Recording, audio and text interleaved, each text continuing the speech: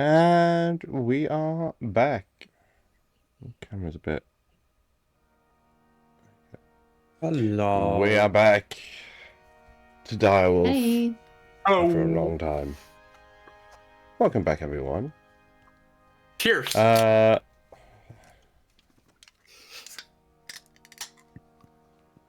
Yes, cheers. So it's been a long time since we played. So hello, Keza, welcome in. It's been a long time since we played. So we should do two recaps: a overall recap of the campaign and a bit more in-depth recap of the last, I'd say, the last two sessions. This is actually a radler, so a fruity non-alcoholic beer. Grapefruit soda. Yeah, you're having grapefruit soda. Yeah, I'm having mango and passion fruit radler. So not Skull. You can still Skull. Mine is technically a radler as well, but it's an alcohol-free radler. Yeah, it's a grapefruit soda. I mean, so's mine. 0%. So that's a soda then. Yeah. But yeah, welcome back, everyone. I've missed you. So who wants to do the campaign recap? Oh boy. I can try. Okay. Remember, you can keep it brief. We don't need details. Okay. Yeah. Well, okay, so we are a group of agents that's part of DIREWOLF, which is basically a secret spy organization thing that works on handling supernatural cases, as well as the Veil, which is the what we would call sort of the divide between the non-magical and the magical or supernatural world. And we are basically a team that came together there for different reasons. We are... Do I recap our characters too? No, that's not necessary, I don't think. No.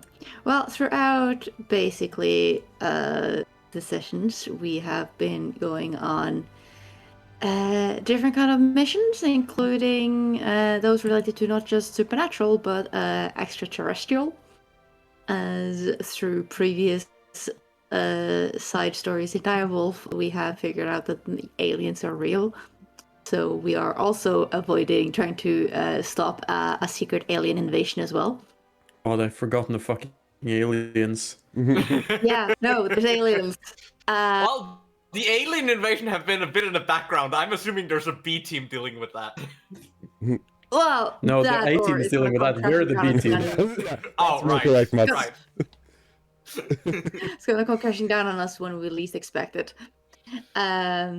So that's been going on in the background, but mainly what our team has been doing a lot of is, besides our personal quests, is taking care of a Orochi, which is like an 8-headed snake creature from Japanese mythology, which in the past was released and then subsequently sealed by splitting it into 8 snakes, and we have currently been trying to figure out how to find them and deal with them. Been a big part of what we were doing. We currently have killed 3 by the term of the last session, out of 8, so we are doing actually surprisingly well currently, but each head is in a different dimension. So that's fun, which we only really... Well, higher-ups knew that. We were just not told that until recently. Now we know. And it's been in the Fey realm, in the Seelie and the Unseelie, which we have taken care of. And now lately in the realm of the wind. We are where they are in the other realms, 3 realms of elemental realms. There is one in, like, basically quote-unquote heaven and hell dimensions. which seems to be the most powerful ones, and that's 3, 4, 5, 6. Yes, that's 8 total. So fun! We're doing that. Currently, we are in the wind realm. When we were actually both going to look for Orochi, as well as looking for the mother of one of the teammates, Rai, who's been doing research there. I guess someone else can do the last 2 sessions. I just also ask, there is a growing tension, one could say, between you and Black Fox. Right, yes. Black Fox is a mercenary group which has been sort of hired in for supernatural things in the past. They tend to be extremely xenophobic against anything that's not human. And they've been going more and more extreme on a lot of things. So, not open conflict yet, but they have been doing things that have been pretty bad, I think, so far. I'm saying not open conflict, them having an entire freaking short session thing where they basically took over a small town in Canada? Mm-hmm. Yeah, Canada. For like a couple of days and trying to kill every supernatural creature there. So, you know, I'd say we are not really on good terms with them. No. Excellent. And then, yeah, the Plane of Air has been your most recent stint. And, who wants to do that one? Don't remember much, so I'd rather not. So there hasn't... I can do it. There hasn't been too much, really. You arrived in a large, almost steampunk-esque city floating in the sky, where everything is made of, like, fans and propellers and turbines and stuff. And knew that you weren't going to be staying there because Rai's mother was out in... like, further out in a research village. So that you went straight to the docks and met Etamayoche, a local, basically a harpy kind of person, native to the plane, who would guide you, and you got on a ferry together and to fly off, an airship ferry, and on there were some interesting characters and some pretty drunk goblins, I believe to remember, who had found a loophole in the whole transport system. They And seem to be having a good time. yeah. And also there was another sprite who socialized a bit with Zara. And but other than that, it was mostly just a small ferry, basically. When you arrived in the small village, you started heading up to where Rai lived when you heard a voice on the wind. "I smell you," it said, and that's where we ended that session. And then we did have I'll turn him on, even at least. We did have a session where the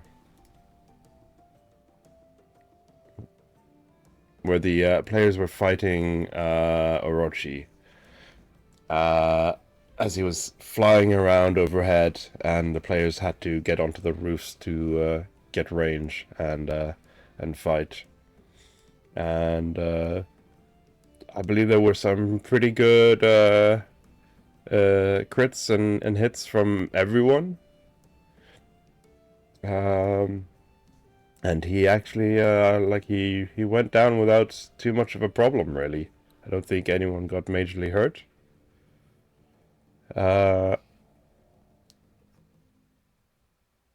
And yeah, I think Kaito got fairly beaten. I got hit a lot, I think. Yeah. But like he was trying to go for me a little bit. Yeah. So So yeah, that was the pretty much the last thing that happened. After he fell, you finally got to rest again and made your way to Kaito's mom, her residence, and that's pretty much where we wrapped up before Christmas. Yes. God damn, yeah, that was Christmas. Fuck. Yep.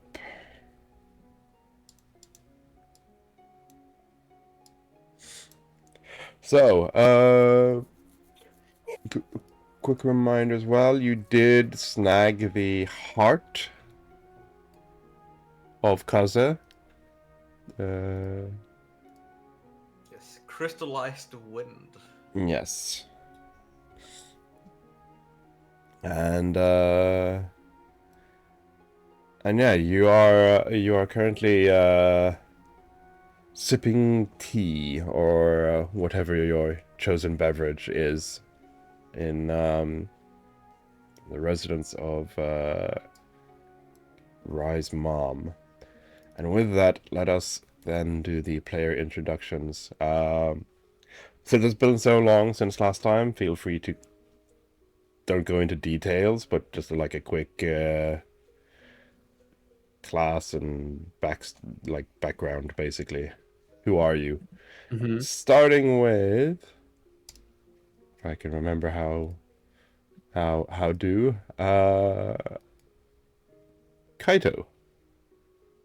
hi, Kaito is a kitsune from Japan. He grew up in a temple, and he is a bard and not a cleric. Funnily enough, though he has recently basically become a paladin, not class type, but metaphorically Vibes type. vibes type of Susanoo. Which basically also marks him as like the enemy of Orochi, so you know that's fun. Mark the guy that does not have like the big boom attacks as the one you're gonna like focus on. Like I have one, but it misses every time. You gotta go into champion archetype and pick up heavy armor. Oh boy.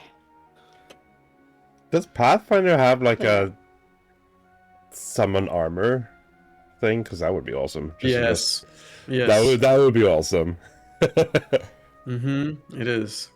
But yes, moving on to your cousin. Yes. Rai Iwamatsu. I am a Kitsune kineticist, and it is my mother we are visiting at the moment. She is a fire and metal kineticist, but wants to be a wind kineticist.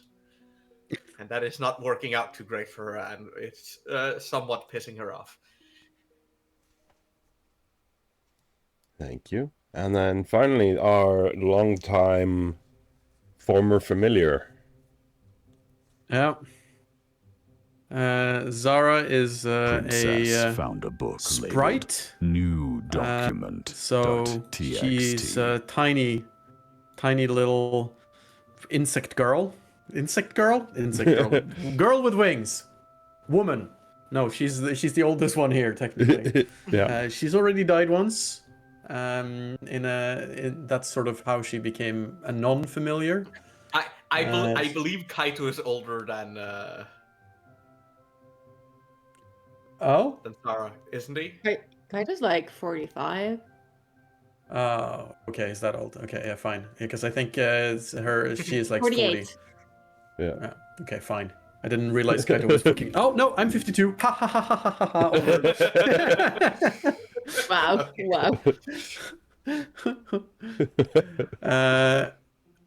So yeah, and Zara is a magus, one of the fun types of maguses that shoots magic bullets that explode and kill everyone. So yeah, very very fun, very cool to be a pixie with a gun.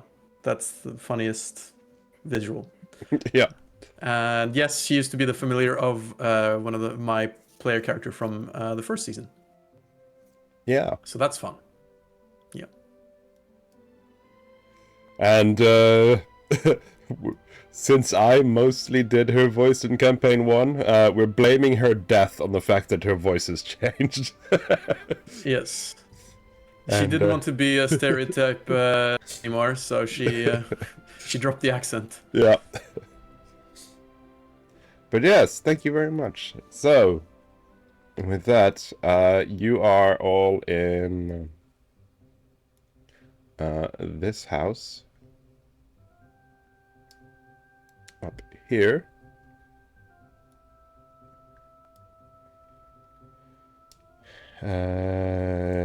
Yeah, Sarah, you are just set your height to 0.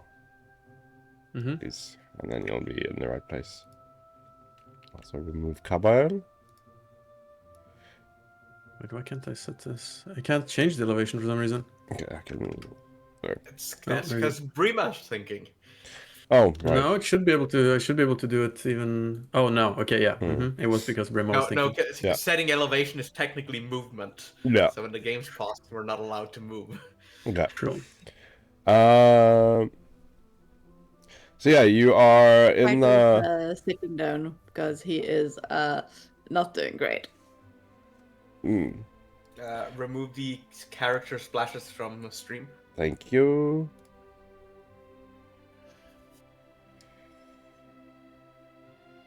Actually, hang on. I thought that was one house. This is the house she lives in because it has a little workshop over here.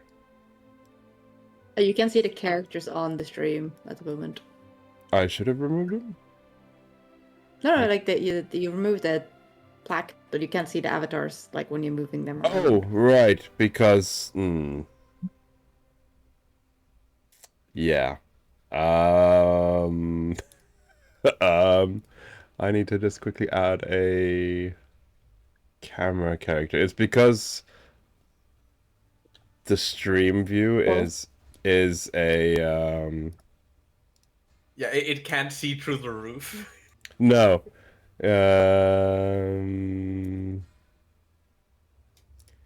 Owner represented act. Yeah, that's fine. I just need to make sure this is owned by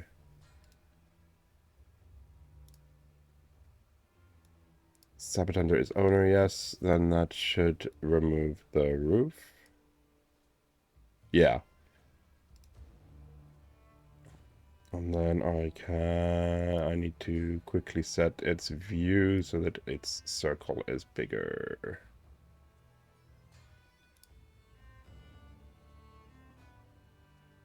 Which of course I cannot remember where is.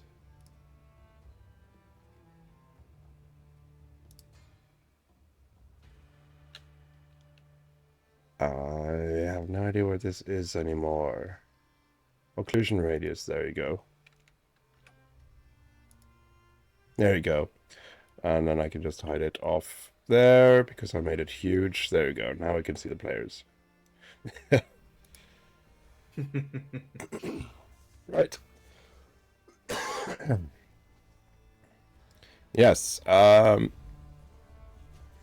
So yeah, you are in the house of your mom. Please give a very short and quick description of your mom. Well, my mom is a scientist through and through. She has a tendency to be a tiny bit distant and a tiny bit absorbed in whatever her research is. But she is very good at what she does.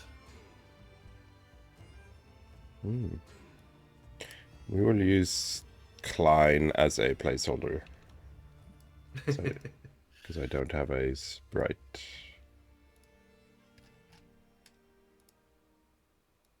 And what was your mom's name? Hannah.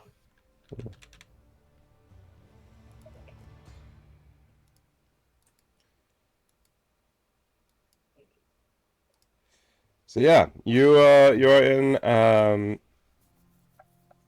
your mom's home in this little research village, and she has brewed up some tea for you amongst all the beakers and research documents. She is usually absorbed in her work, and tidying is unnecessary. She knows where everything is. Exactly. She knows exactly where everything is. But yeah, despite her being absorbed in work and stuff, she still cares about her family and you, especially after such a long time. Even longer for her, being not on the material plane. So she does take a break to like give you a hug and hold you in both your hands and like ask how's life been, how's it going, how's it been as an agent. I think she almost asks too many questions in rapid succession and you don't really know which one to answer first. I give her a very brief recap. Yeah.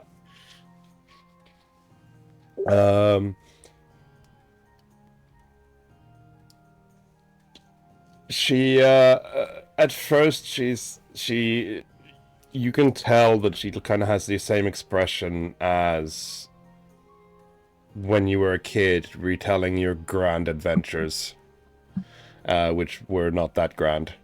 But then she like glances out the window and sees the decaying corpse of a former god. And that's like a little bit of a adventure, I'd say. And turns back to you and basically says, You've come a long way. It's been a trip. And then You can definitely say that. And it seems like we have 5 more dragons to go.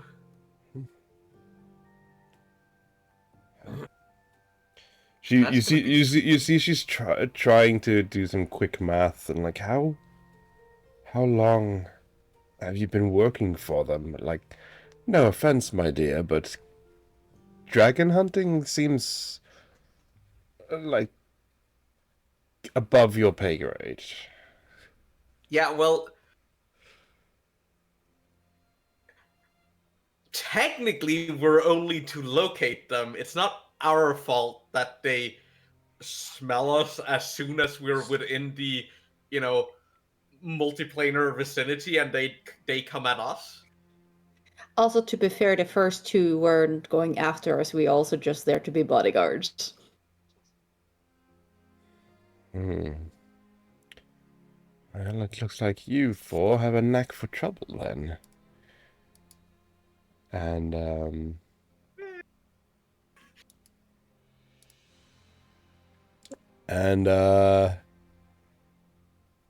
she goes up to you too, Kaito, and gives you a big hug as well, and a little scritch, as because you are related as well, because it is your mom, Rai, that is the Kitsuna. Yes. Yeah. So you are blood relatives, and Yep. And asks how you've been as well. Well,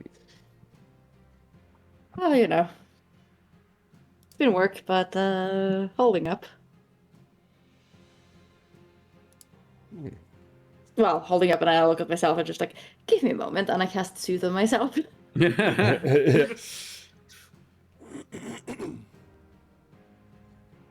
And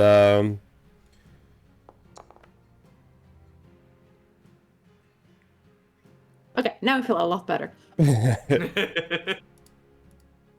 Neat little trick. See, the life at the temple has taught you some things. Yes, there seem to be a couple of magic users there, so I picked up a trick or two.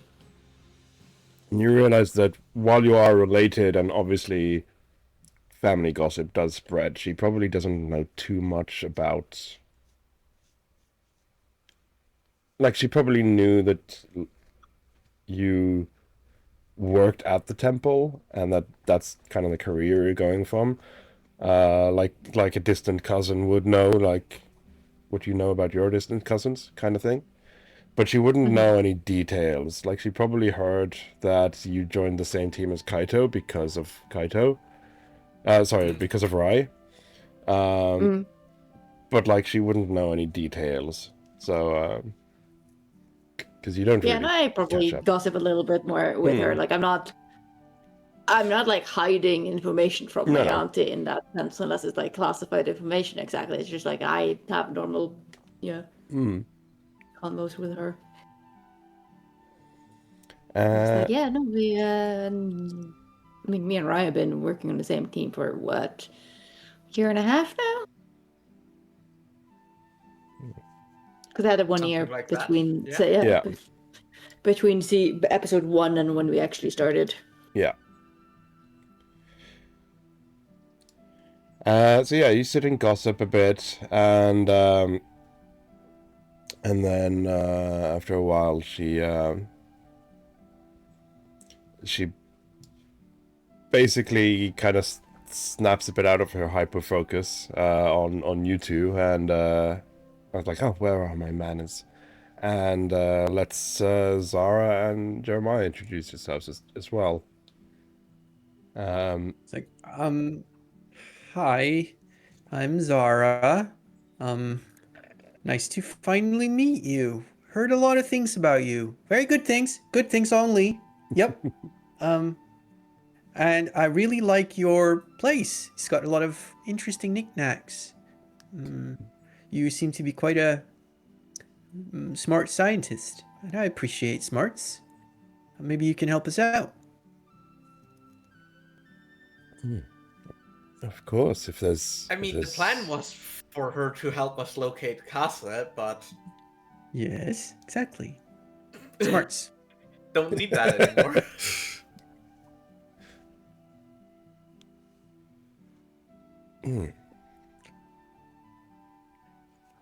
And she's... Sorry, go on. No. She says that... Well, yes, that's not really needed anymore, but I do have some knickknacks that might help. And she starts fumbling around in cupboards and drawers while you can continue to talk. Yeah, I believe the next one we want to locate is on the plane of Earth. Yeah, how do we get there? Can we get it from here or through, like, Earth? Earth is the anti-plane of air, if you will. So there's no direct connections. You'd have to go through the material, or... I'm not sure if there are any open gates in the Fae right now. There might be. But, there should be some gates in the material plane. Can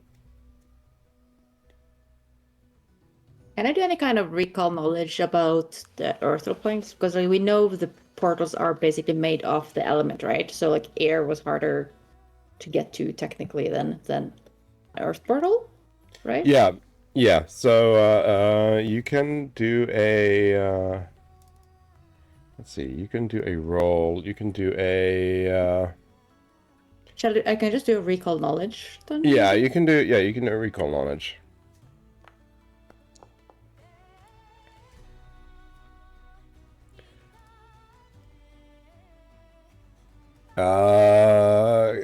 Excellent. First roll of 2026 is a natural 20. Oh, Good nice. start. Good start. Good start. So yeah, you know that some of the planes are easier to reach than others. There are primarily like three types of planes. You've got the prime, which is basically the material plane, and borderline as well the Fae, both Seelie and Unseelie. They are both considered prime because they are very quote-unquote normal. They don't have too many like absurd like non-physical rules kind of thing, right? They're both all three of them are quite normal, just different time.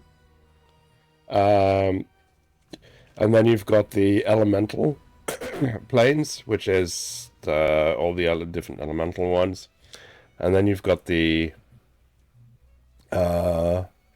metaphysical, I guess would be the word, which is like heaven and hell, which are very much shaped by their rulers.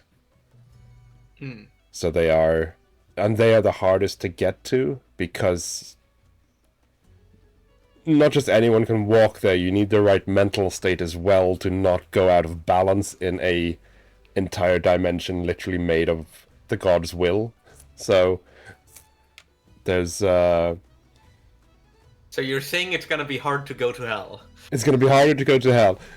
Unironically, it's harder to go to hell than it is to go to realm of the elves and fae. Wow, that's nice to know. Yeah. So that's something you know.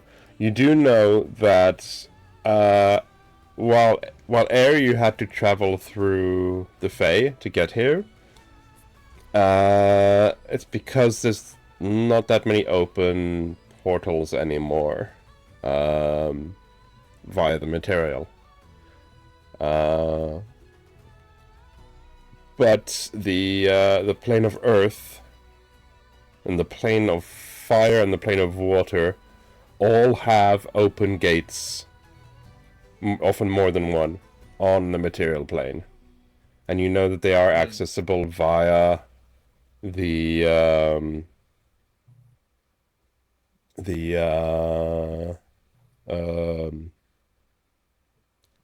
companies, the agencies of the country they're in. You know that Direwolf has at least 2 or 3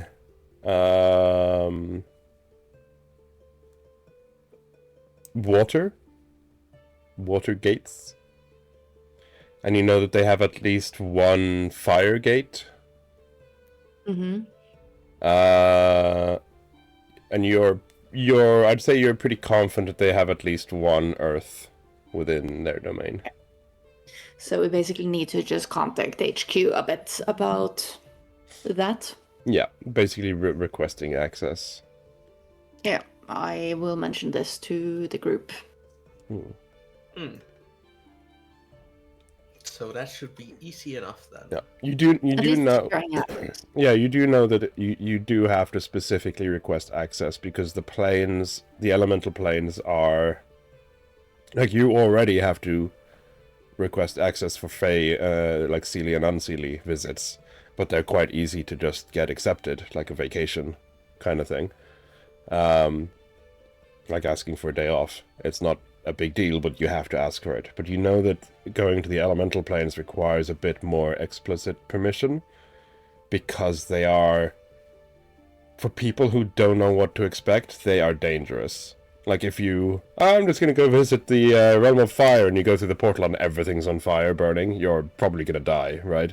You need to be prepared, you need to know what you're doing, so the elemental planes are a lot stricter. But you know that with your rank and the missions you've been assigned, you know that you will get permission, but it will be registered as a mission, sort of. Mm-hmm.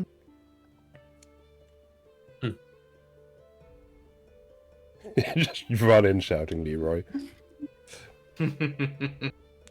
At least he's got chicken. Anyway, so yeah, you know you can easily get I only permission. need to plan anything for when we are going there. Yeah. You see that Hana is kind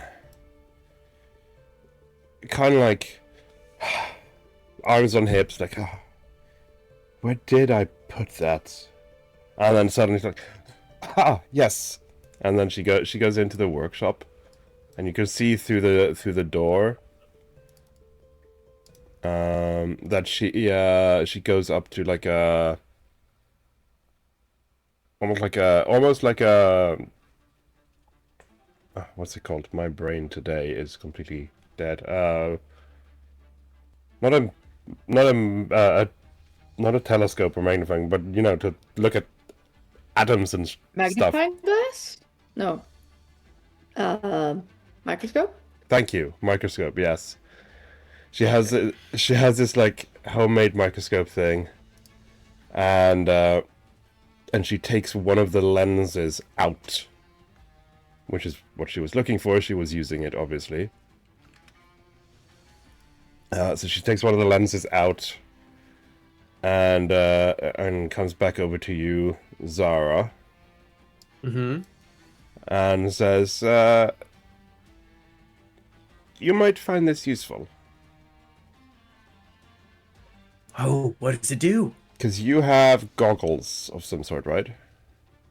I think so. Or at least I have a scope on my rifle. Hmm.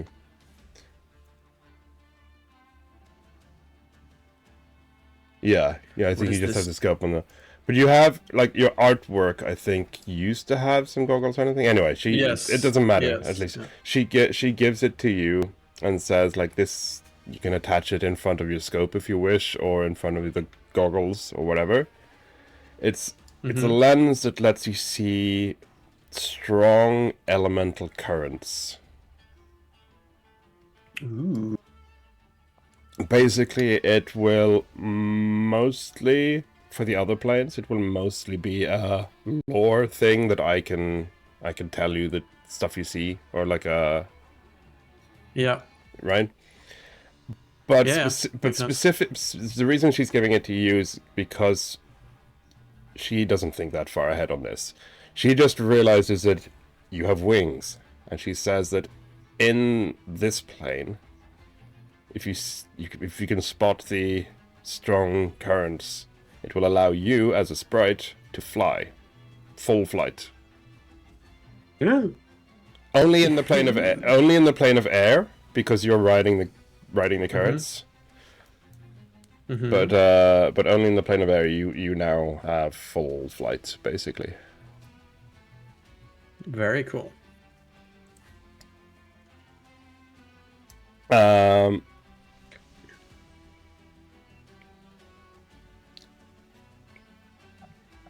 And yes, Nice. she says as well that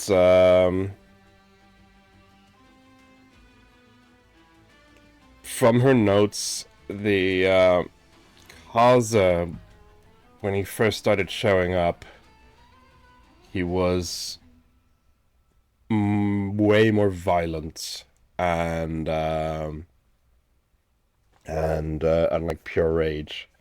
But the longer he was here, he changed and started to change appearance and become more like the temperaments and personalities often thought of with creatures of air. Mm-hmm. And you can tell that she's kind of like, she's explaining this to Kaito, but you do tell that she's a bit side-eyeing you, Rai. She's she knows very well about your temper and the block that you have.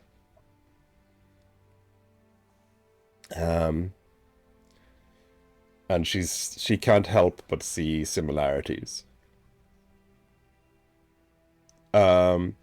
But she explains that then Kaza slowly began to adapt more to wind and become wind. So she is assuming that they absorb the elemental energies, and then she comments as well to you, Zara, that this lens might help you track them as well in the other planes. Okay. Oh, that means not gonna be fun going against the last one. Oh, the one in Segment Realm? That one? Well, that one and the hell one. Mm. Great.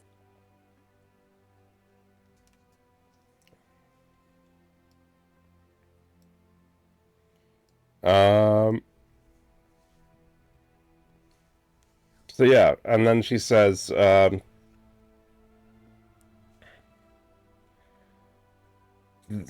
she has a lot of past experiments and gadgets she's constructed and traded for and stuff that might help your journey. But she doesn't know like the specifics of your skill sets or missions. So if there's any hint or any like wishes that you have, let her know and she might be able to scrounge something up for you. But why don't you stay the night? She asks. And I will. Yes. I will make sure we have food.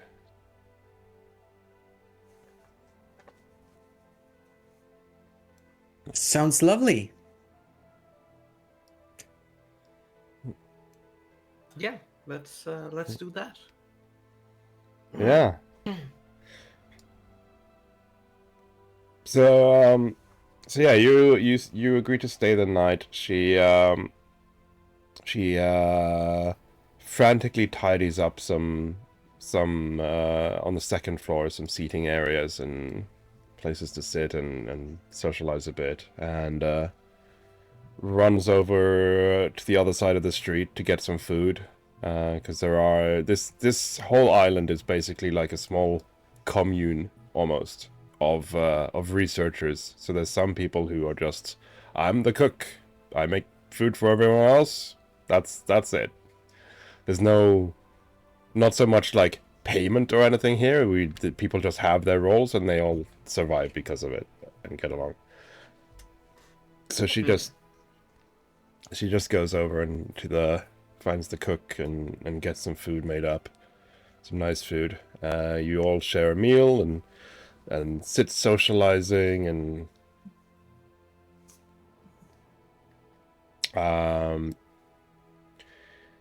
you learn, Zara, that Hana, while she studied mostly in Japan, she was an exchange student in DIREWOLF in London. So she, while you never attended it yourself, you do know a lot of DIREWOLF from Naz and Vrask. And so you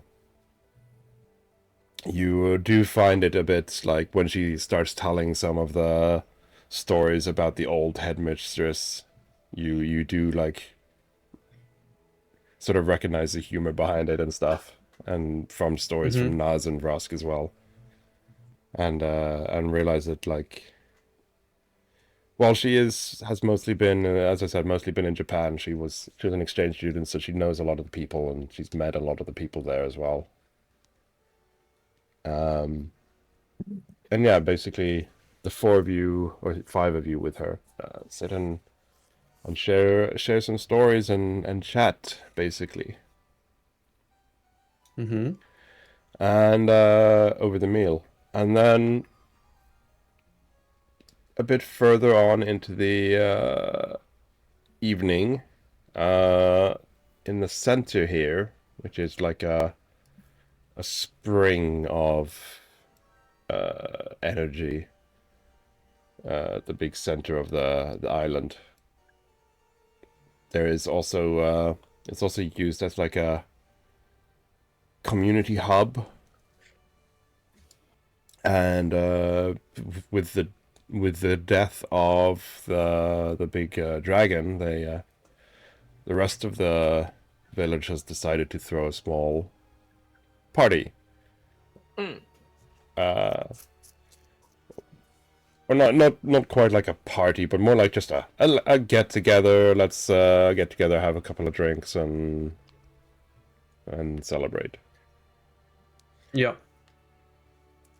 And so you all join that as guests of honor. Of course. Of course, we killed the dragon. Yeah. And Keep an eye a little bit on Rai throughout the day, see how Rai feels, because like this is back with your mom. You know, seeing how you are. So acting. where Rai was, you remember how I described that Rai is using a trash accent when she's talking to her uncle and father? Yeah. Yeah, she's not doing that with her mom, and she's also using proper formal language. Wow. Yeah. Which also sounds slightly weird coming out of Rai. yeah, it's like the two extremes. I kind of probably top and also nudge you and go like, "Shall we invite your mom to the festival?" I mean, you can do it, but she probably can't come. Probably not, but like it's nice to be invited. Yeah, I guess. Sure. Which festival is this again called? God. The lunar one. Yeah. That might be the one. Yeah, I seem to remember it was a lunar festival, at least. I don't know if it had a specific name.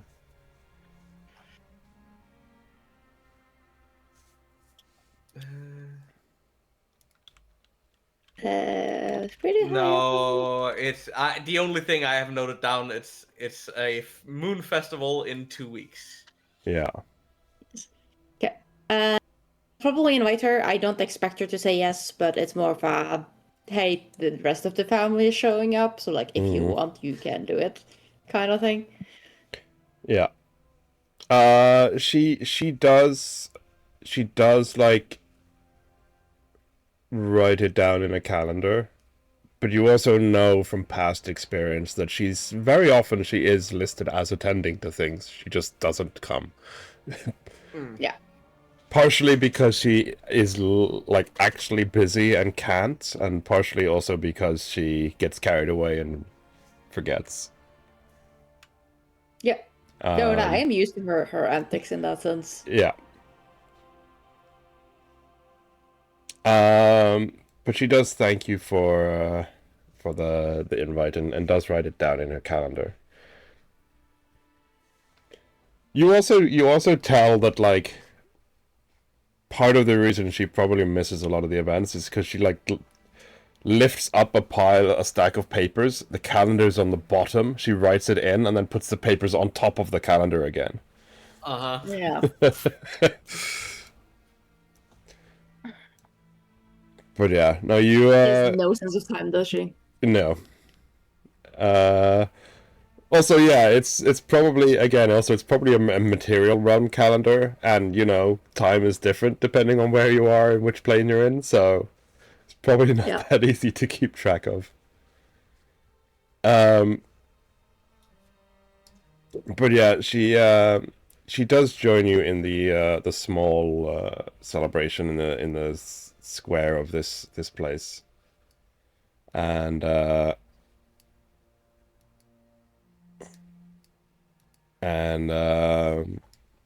with all the others, and introduces you to some of them. She is friendly and is friends with people here, especially since most of the people on this island are scientists as well. So she does introduce you to a couple of her friends here. And yeah, you see, like, since the island is mostly scientists, it's not like a super wild party. People are very much more, yeah, I'll have one glass of wine and then I'll go back to my research, kind of.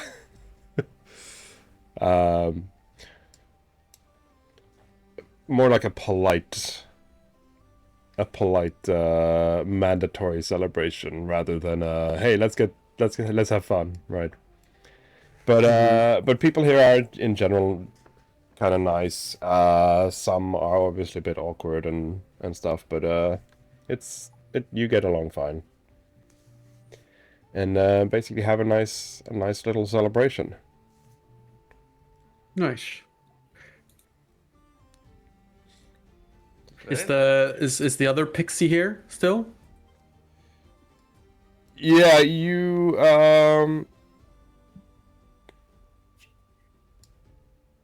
yeah, I think you would have seen him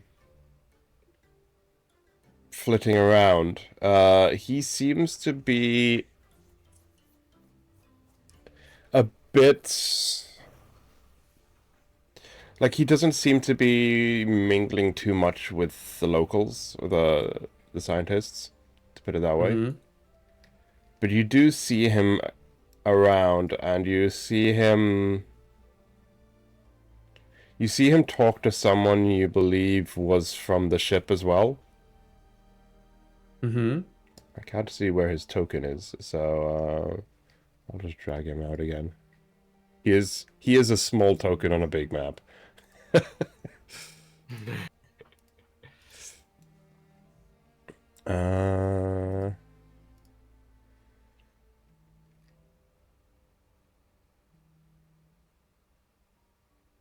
comes the question, where did I store him?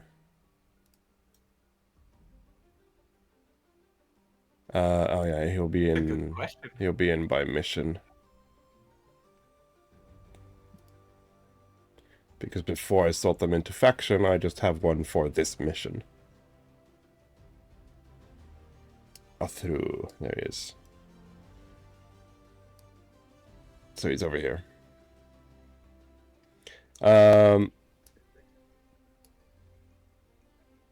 You do, as I said, yeah, you do see him. You do see him talk to Otomayoche every now and then, who was your guide. But he does know the locals, so he does mingle a bit more as well. And you see him talking to an elf a bit as well, every now and then, who you think you recognize from I'll just use a generic elf, from the ship you came in on.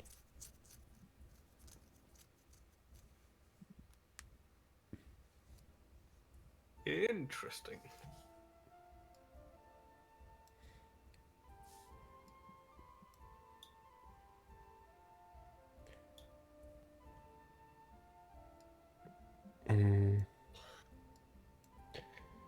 Yeah, do you wanna do a scene or something? Food. Oh my god. Yeah. Oh my god.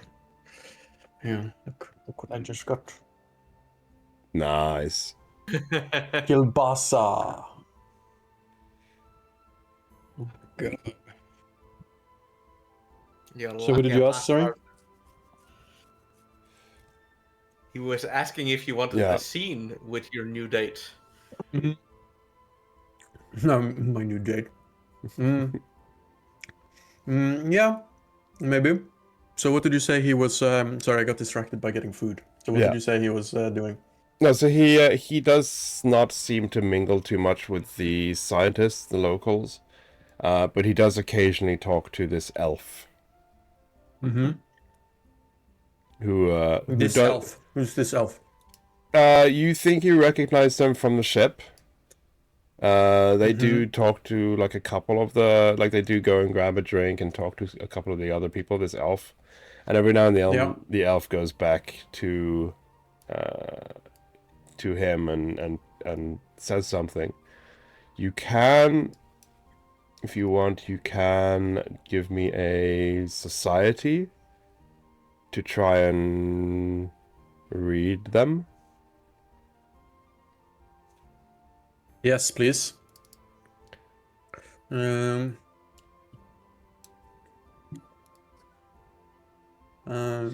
See, society. So yeah, you, from what you can tell of the body language and stuff, it seems like the elf is pushing him to socialize, Okay. and he doesn't really want to.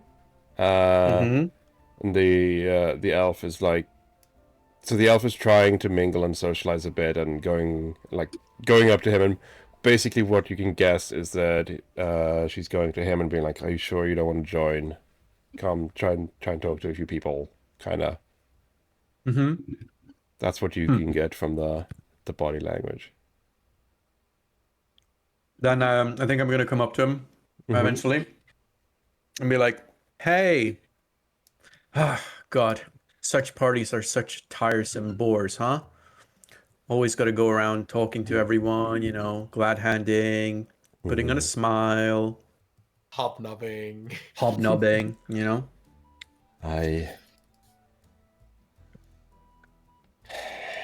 And also, you, at least for ones like us, I don't really feel safe if I get too close to people. Yeah.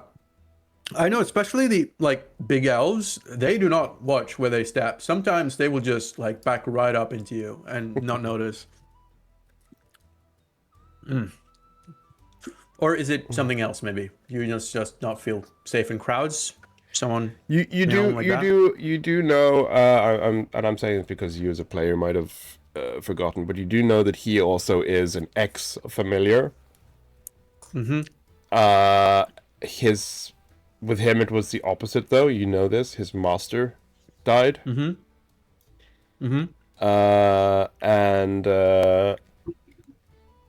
And you also know that he is a bit on bad blood with DIREWOLF. Yeah. Not anything specific, but he probably feels like he's not welcome anymore since his master is dead. A lot of people probably think, yeah, well, shouldn't he return back to the court then? The Feywild court, right? Yeah. Or get a new master or whatever. And but he's basically on the run kind of thing. So Zara does know this, and so one of the reasons he might not feel safe around crowds is because he might be afraid that someone might learn who he is. Might suss him out. Yeah. Yeah. I think you also learned who his master was. Yes, we did. Jack Jones. Yeah. Yeah. So Jack Jones. Yeah, he died during the when the Shadow Demons attacked the Direwolf HQ. Oh yeah, a long time ago. In campaign 1, yes, he was one of the random rolls that died. Oh my god, that's gonna feel bad. Having your master dying to a random dice. Yep.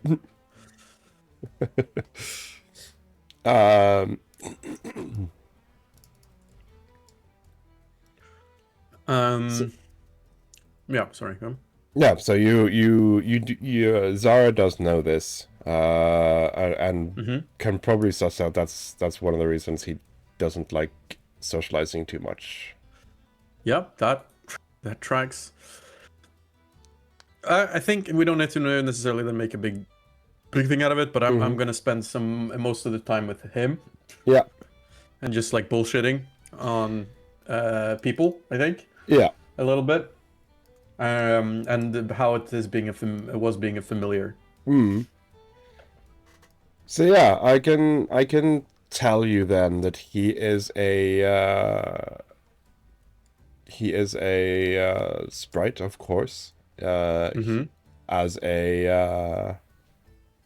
As a ex-familiar, he is a Nephilim.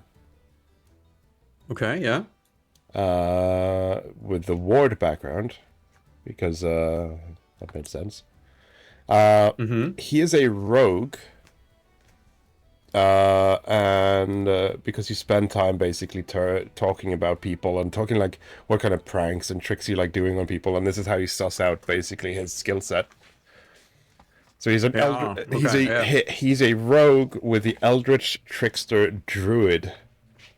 So he loves he loves shape changing and that kind of stuff to sneak and prank and all that kind of stuff. Oh my god, that sounds like a useful person to know. Also, because you are both sprites, I will tell you as well, he has evanescent wings and energized wings, which I believe you have as well. Yeah. For better flight. Also, he has something, and this might be like a bit later in the party, you two sneak off, because not to have a duel against each other, but he kind of wants to like gauge your strength a bit as well, and like, oh, shall we try and like, should we set up like a dummy and try and see who can do the best stealth kill kind of thing, or something, and then you would learn that he has a archetype called Winged Warrior. What right? Winged Warrior dedication. Let's him. That sounds cool. Yeah, it's pretty cool. You're gonna get your ass kicked. So basically, Winged Warrior is that it permanently increases your fly speed by any. Oh wow! If as long as you have permanent wings, it increases your fly speed. Increases your jump as well. That's just a dedication. And then he has a feat called Wing Bounce, which is really cool. It's a 2-cost action. So for two actions, he can leap towards an enemy, and like his leap is 30 feet or so. He can leap towards an enemy, make a trip attempt, and then jump back as well. Okay. So he can basically just bounce in and trip someone and then bounce back for 2 cost, which is pretty cool. You also learn that the elf is who keeps nagging him, or kept nagging. It seems like as soon as you started talking to him, though, the elf stopped coming up. Yeah. And you learn that her name is Selania.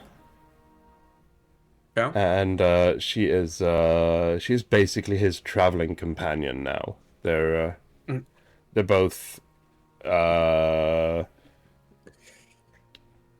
not what's the word? Not outlaws, but like they're both like outliers in community. So they both don't really feel like they fit in anywhere, and found it beneficial to travel together.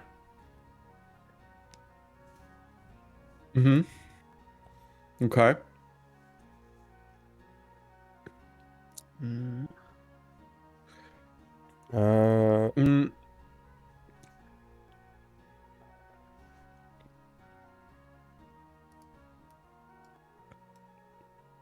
But yeah, you can go on. You can move on to someone else now. It's like Okay. I think I've gotten what I need from him. Yeah. I will hanging out. I will ask, like, how long will you hang out with him? And will it be fully platonic?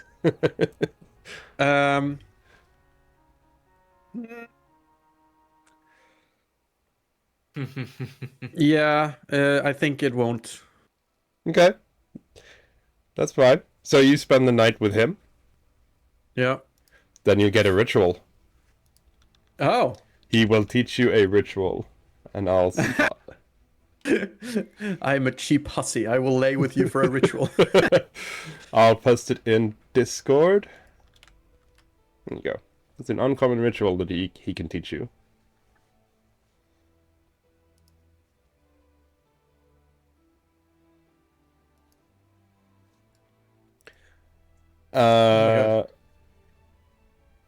Uncommon ritual. Butterfly bender. What? Yep. So yeah, while you're reading that, I will go over to the others. It's great. We'll go to the others. I think That is fucking amazing. Yeah. That's really fucking cool. That is such a... We don't know what to do anymore. Fucking let's get drunk and hope we do it when we're drunk. Yep. That's amazing. It's basically Hangover as a spell. The film Hangover. Yeah. What? But yeah, Hana will take Rai to the side at some point. With some of the following determined by the results of the ritual, any options that aren't chosen are temporarily lost to you. Your dignity is one of them. Yeah. But yeah, Hana will try and get Rai on her own for a bit, and Yeah. and Will be doable. Yeah. And I'll just do this then. And we'll basically, typical mother fashion, start off with like how proud she is of you, how you've come so far. Ask a bit about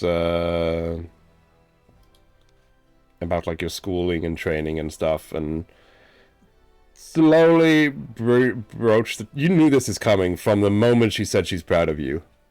But after like a couple of minutes of what you just know is a build-up, she does arrive on like... And what about the wind element? No, that is still not working.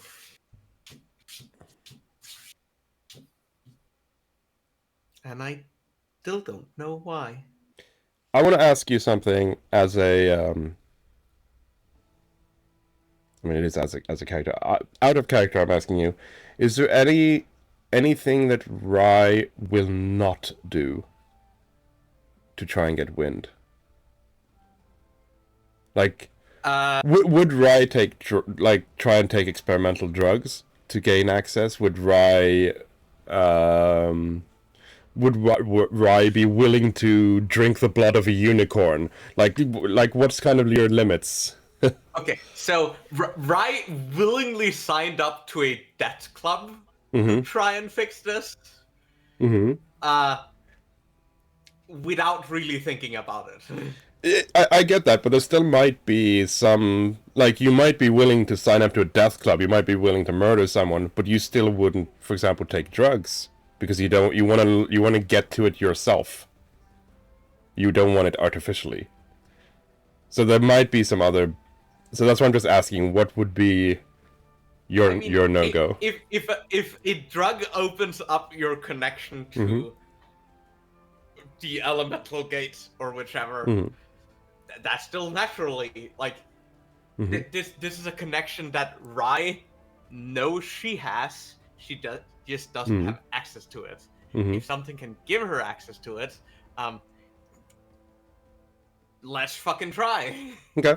So you don't have any out of the questions. I think a lot of the time it would be of a it's not going to be a thing when you encounter it and not before. Not without knowing the specifics. Okay. Yeah. But she's probably open to most good and at least 50% of the bad ideas. Yeah. So yeah, she basically does she lists up a few things like, have you tried this? Have you tried this? And you've obviously tried them all.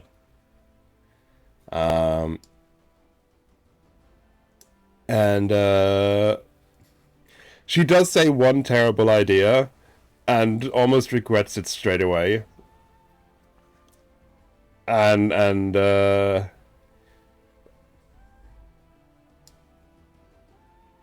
basically realized this. Jumping off one of these islands, Yes! and just hoping it works. Yes, she basically says, well, you know, most birds learn to fly by getting pushed out of the nest. No, don't. I have considered that. I'm not trying it yet.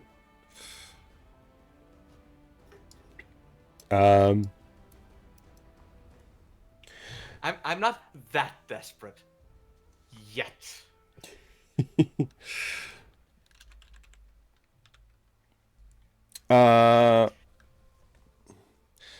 And then she does like ask like, but you have no problem with earth and fire and water? I have no problem with fire and metal, which are the only other gates I'm attuned to. She kind of like, well, yeah, metal is adjacent to earth, minerals, and she starts doing her scientific breakdown, and then she asks like, have you tried water? No, not really. Does kinetosis have water abilities? Yeah, there is fire, earth, water, air, metal, and plant. Yeah.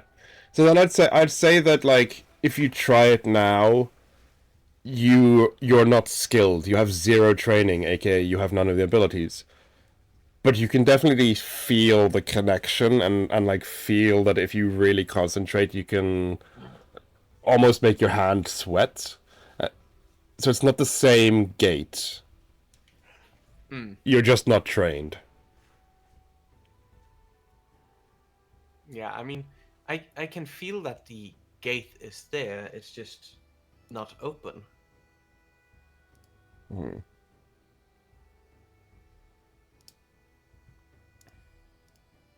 Okay. Maybe I could probably open water if I wanted to. she says that basically while she would love you to stay here longer, you were here a lot in your youth, and we know that that's not the answer. But we didn't really, not for long periods at least, visit the other planes. Maybe you need to... Maybe this quest to hunt Orochi will also help you in going to visit the other planes and seeing if you feel anything. I would hope so. That'd be nice.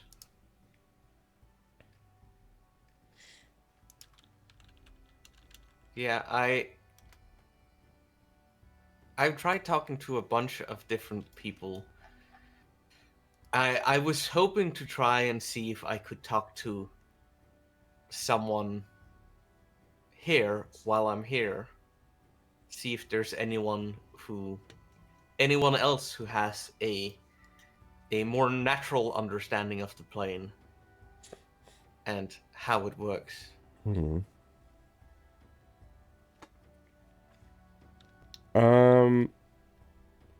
That could try and either have insight into why it's locked up, if I'm unbalanced, or yeah, what it is. I'm just trying to find where I made...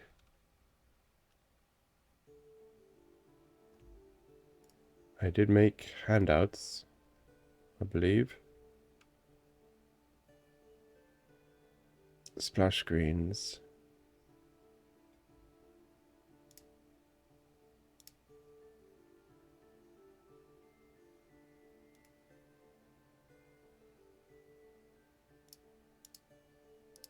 Sorry, I'm just trying to find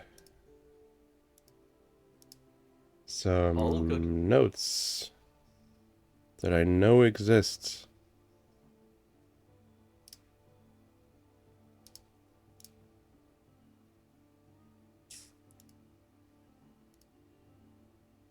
Here you go. Right. So she does say that there might be, like, if you want the most connected, then you need the Elder Shaman of Acarion. And you know that's the biggest fleet. The nomad fleets of the natives who have basically built their cities on the backs of giant flying whales and turtles and Damn. that kind of thing.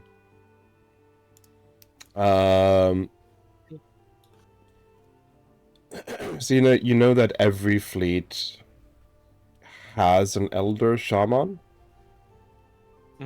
but that's a title. An elder shaman can technically be 30 years old. He's just the most experienced cleric, right? Right. But you know that when she mentions it, you know that Acarion being the oldest fleet and the biggest fleet, their they have a council of elder shamans, which are probably all over 100. So their actual lead elder, they are wise beyond words. So that would be a good place to go and have a chat. Yeah. But you do also know that in the plane of air, you could just happen upon a carrion randomly. You can try and use tech to find it. But the traditional way, if you specifically needed to find it, is kind of almost like a fantasy quest. You would need to go to the closest feet and do some kind of favor for them, and they might guide you to the next one, and you'd have to work your way all the way up. So you know that it's unless you can get aided by tech or just luck upon it, you could it could be a long mission to find the fleet.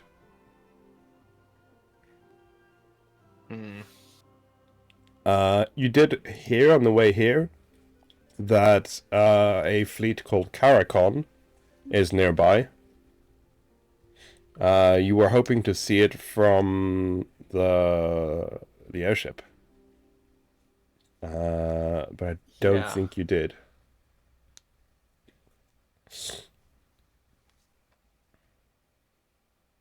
Yeah, Karakon has been attacked by Casa before. Yeah. So we were hoping to meet up with them later.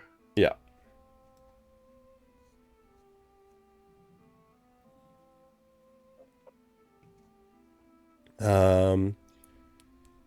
So yeah, she does say that's an option.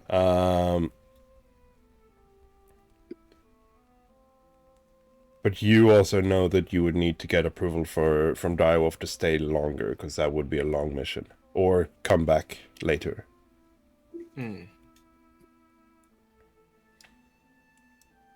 Well, it's definitely something to consider.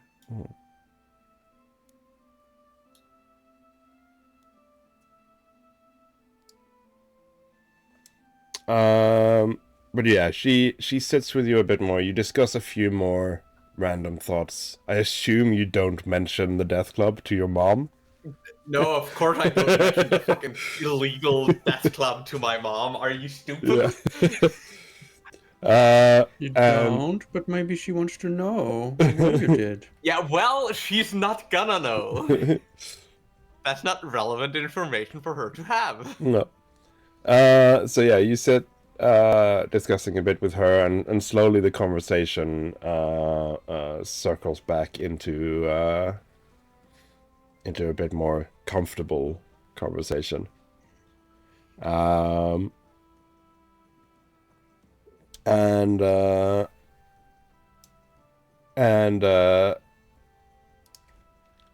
with that, we'll go over to Kaito and Jeremiah, I Yep. assume.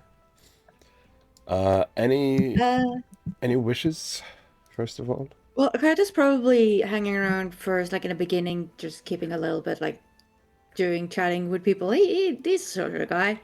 And then he sort of keeps a little bit of an eye on the rest of his team to see how they are doing, and kind of, but not really interfering in any way. Mm-hmm. And later on, he probably actually finds sort of a corner and starts like tapping on his phone or like iPad things because he's trying to figure out what to do now. And like we have a lot of leads on things, but also like different missions, so he's trying to organize things. Mm-hmm. Because he had a festival that was in Japan, but then we had the lead that was in France to Black Fox, but also the Fight Club in France. Yeah. Thing. So he's basically trying to organize how to do that mission, maybe combine them because they're already taken several like requests to do things on their own kind of deal, and probably not do that too much. And he's also trying to, because the player, don't remember if he actually sent a message about this yet, or if not, he is going to do that as soon as he gets back to Material Plane. But he was going to figure how to request Lissa to come to talk to the guy in the Dog Pound. Yes. I don't remember if Kaito actually sent a message to RL, but I think Kaito, at least if he hasn't, it would make sense if he had already. But I think you have. Follow up on the Yes. lead of that. Yeah. Yeah. It's been so long.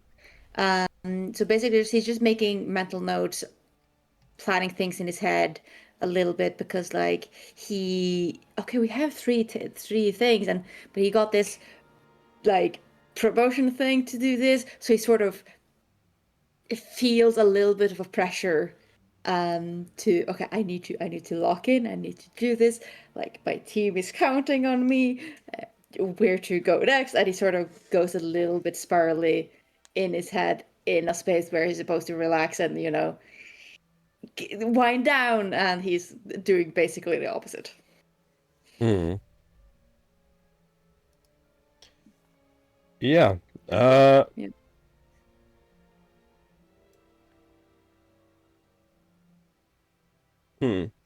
I think Jeremiah will start out hanging with you a bit. Mm-hmm. And then see that you're a bit distracted. We'll slowly just start to drift off and mingle with people. Yeah, he's good with mingling with people. So. Yeah, being probably the most social of the group. At least right now.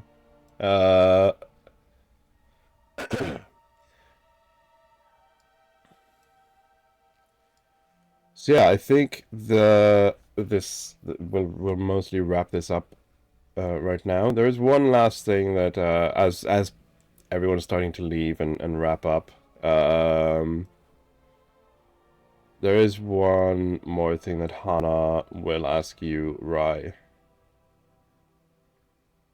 Mm-hmm. So, how's Enji? He's doing well. As I said, I saw him a week ago. Him and Uncle Swerve are doing. They seem to have some projects going on. It was good seeing them. It was strange being home after being away for so long. Yes. Tell me about it.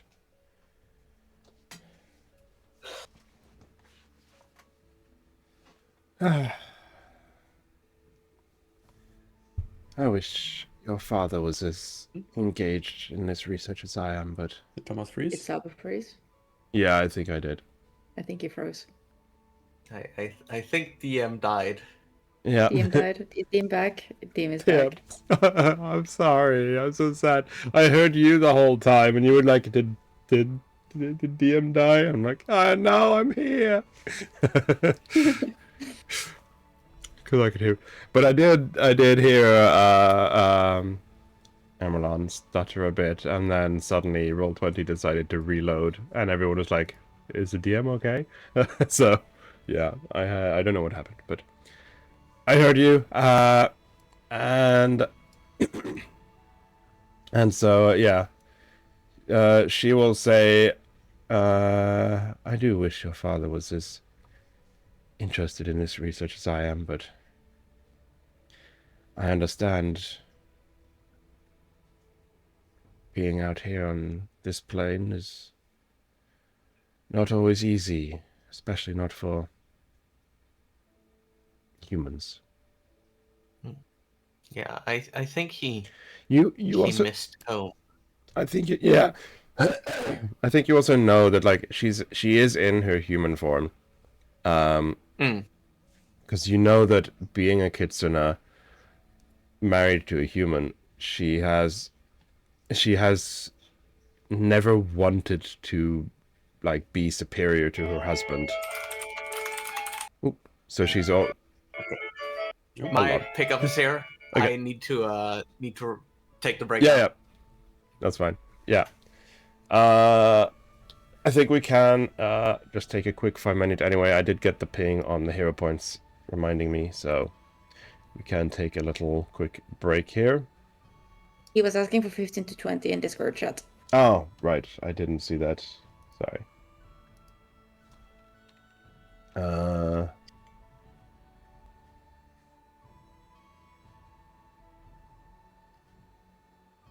Oh, yeah. I see it now, yeah. I missed that completely.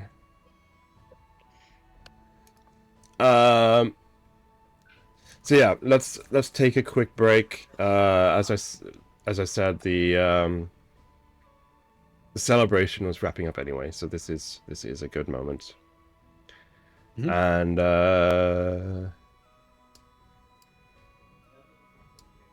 yeah, not much more to say. Let's have a quick 10 to 15 break. Yep. And we'll be back soon.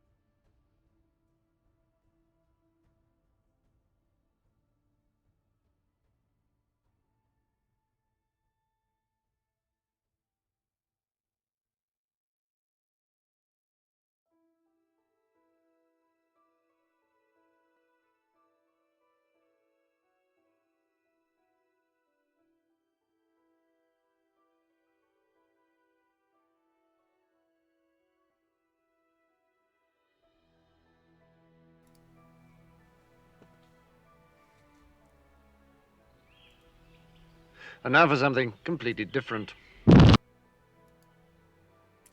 Alright, we are back. Had a quick bite to eat. And we're good to go. So, just as the celebrations were wrapping up, Hana spoke to you about your father, and basically said that staying on the elemental planes is for longer periods of time isn't as easy on humans as it is for the rest of us. And you know, Rai, that she's in her human form, and being married to Engie, she never wanted him to be uncomfortable and never wanted to like project superiority in any way, so she would almost always be in human form. Kind of like you as well. Mostly being in human form and only being in fox form for like special occasions where it's deemed rude to not be a fox, and if for example it's a direwolf ceremony or something, right? And or not direwolf, but seimei, right? In Japan, where like you shouldn't lie, it's rude to lie, kind of thing. Those kind of ceremonies, she would be in fox form, but otherwise she would always be human. Out of respect for her husband and that kind of thing.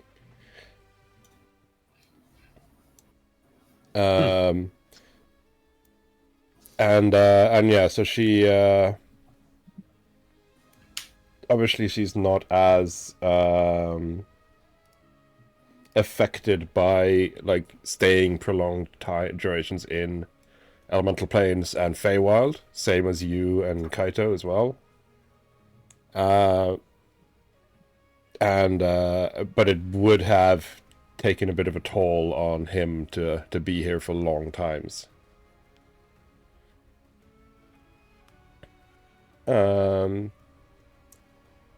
So you do notice I mean, that at this point, he's 15 years older than his older brother. Yeah.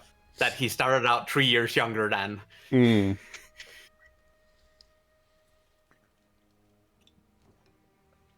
So yeah, that's that. Yeah, exactly. That is also one big reason why supernatural beings don't mind it as much, is because humans are one of the shortest lifespan creatures.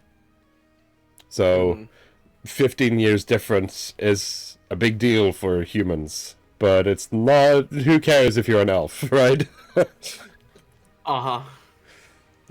you do know. But you do notice that she does miss him as well. And you do know that they do communicate as often as they can, but it's not the easiest thing to do when you need to go through 2 different planes. Yeah. It's impractical. Yeah.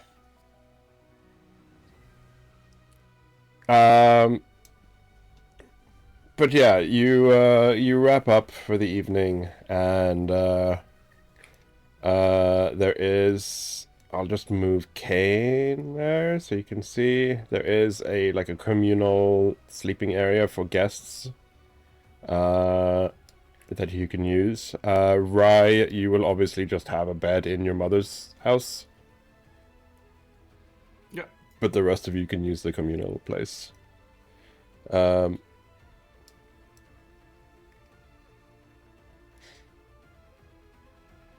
And Zara, you get a human-sized bed.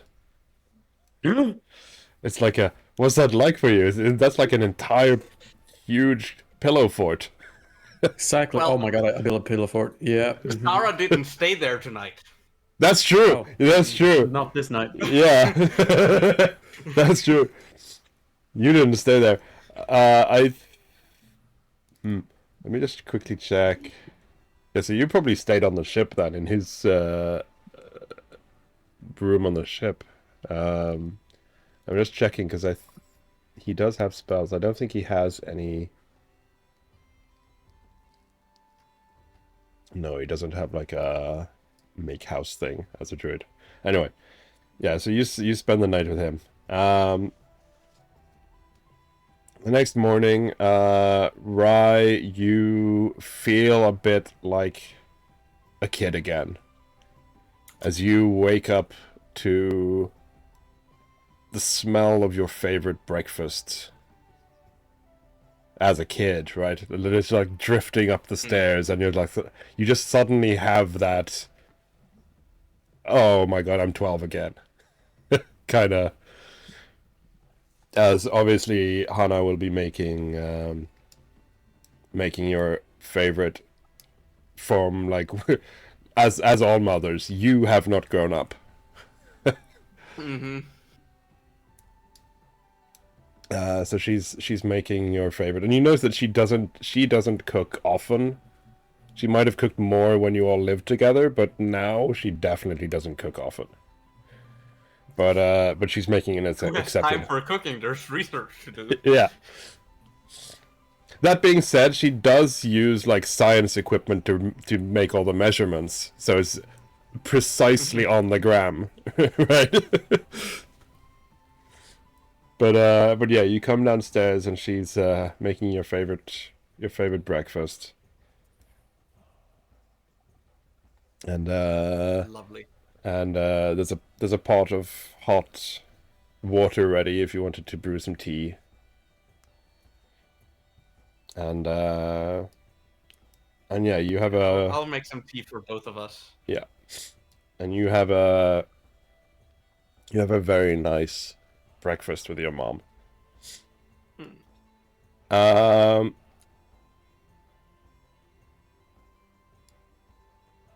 Zara, you were told about the bedrooms before the festivals, so would you try and sneak in afterwards to, yeah, like, you know, not make it... Yes, of course, because that's fun and drama. yeah, And sneaky girl.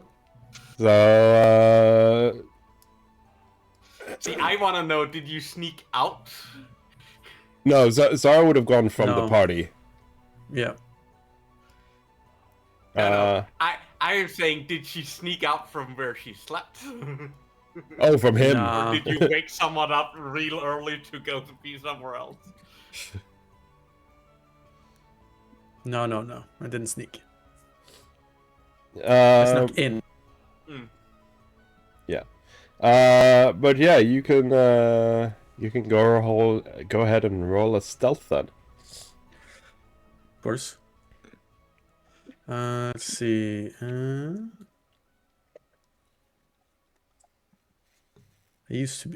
pretty decent at these.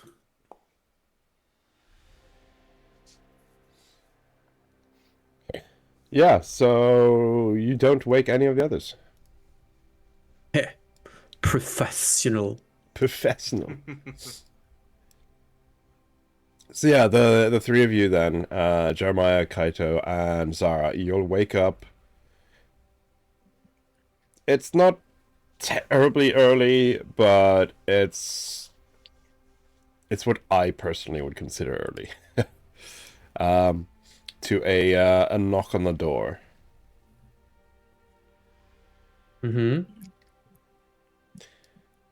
Okay, opening up the door. Yeah, so you open the door and it's one of the locals is standing out there with a tray of some breakfast. Oh. Almost like a hotel breakfast, like some nice crispy toasted bread and some various sides and some apple juice and that kind of thing. Ooh. I will thank them and take the tray. Look at the rest, see if they woke up from the knock. Giving the local pixie a look, because I did explicitly say I kept an eye on everyone last night, so I would have seen you probably sneak off with the other one. Yeah, you Okay, no, here's the strategy.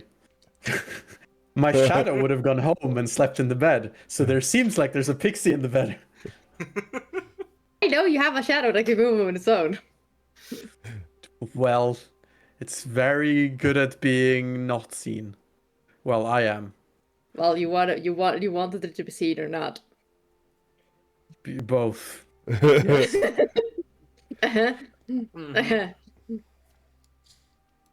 I don't comment on it. I think what happens is you all go to bed and you at first you don't react, Kaito. You think just Zara might have gone earlier, because you do see you think you see her in the bed, and then you and Jeremiah just sit talking for a bit. Just like with the lights off in bed, just sit talking like, wow, we took down another one, right? It's 3 now. Surprised it went so well, blah blah blah. Just small talking about the Orochi fight. And then when you say good night, Jeremiah replies good night, and then Zara replies good night in a slightly off voice. And you realize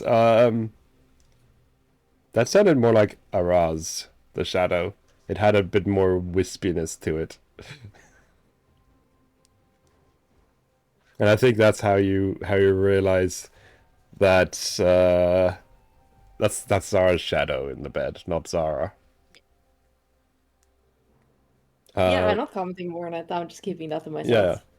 And then when you wake up in the morning, it is Zara. Mm-hmm. Who said that? I slept so nicely. So much sleep. Totally. There you go. How about everyone else? You know, we said a good night to you, right? Yeah, of course. And I said good night back. Of course. In Of your normal course. voice. Yep. Well, I was a little under the weather when I went to bed. Of course, after all drinking. Yeah. Mm-hmm. Mm-hmm. Jeremiah, would you want breakfast? Like giving you a look. Yes, So, I think we could all use a bit extra energy this morning. Yes. And figure out our next step. So yeah. And I guess we meet up with Rye as well. Yeah. So once you're done eating, you can head over there and knock on her door and head in. And yeah, so she does say that she has some. She might have some stuff that can help you, and she can also talk to the other scientists if they have anything that can help you. They can have it if they do find anything useful.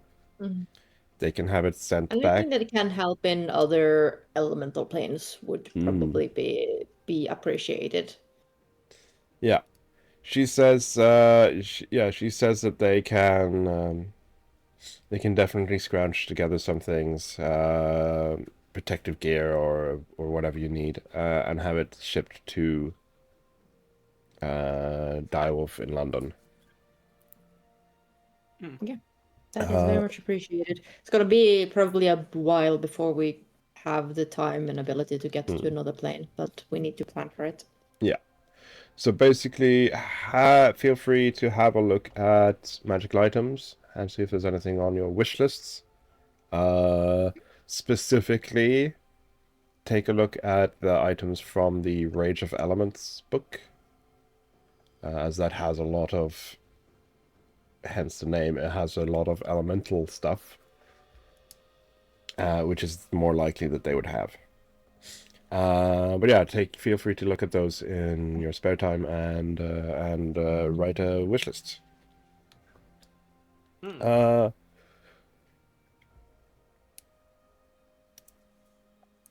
yeah, after a while, you realize that you need to get going. So you start to say your goodbyes.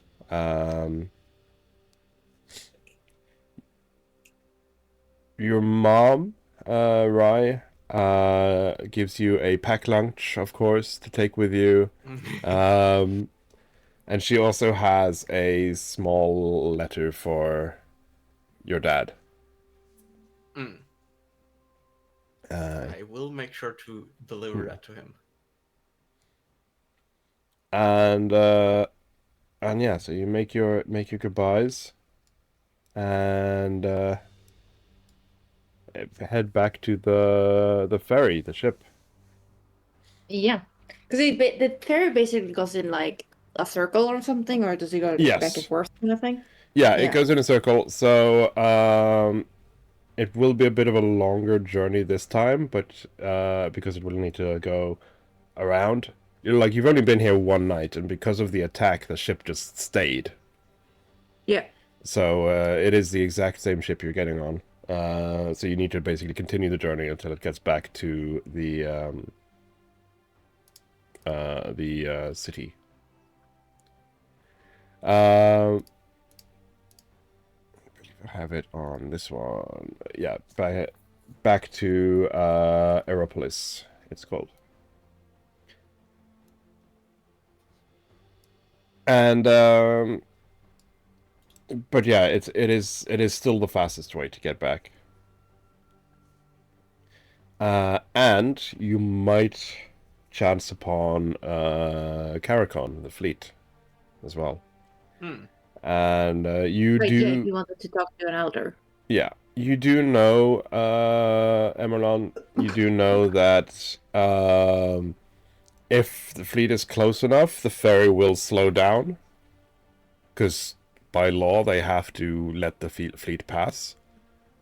But very often, they also do briefly stop and have see if anyone wants to have any quick trades or anything. Because the mobile fleets, the nomad fleets, as they're called, the natives, they are intrinsically traders and right.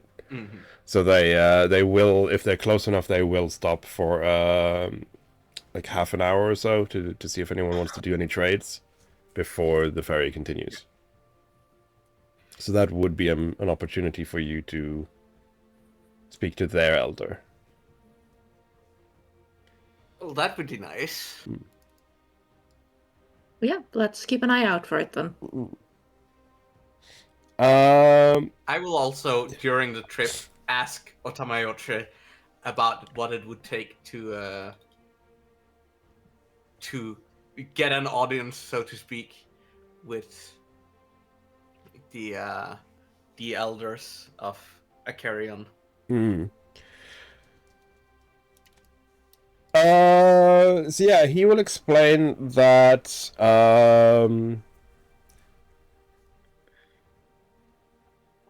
there is Acarion is led by a council. So it's quite easy as long as you're on Acarion. It's quite easy to present a case, right? Like going to a city council and presenting something, right? But that's in front of all the rulers of that fleet. If you wanted if you wanted a bit more of a private audience with just the elders, then you would need to basically have a foot in. You'd need to do a favor for someone who can grant you a private audience, that kind of situation. Right. If you want it to be private.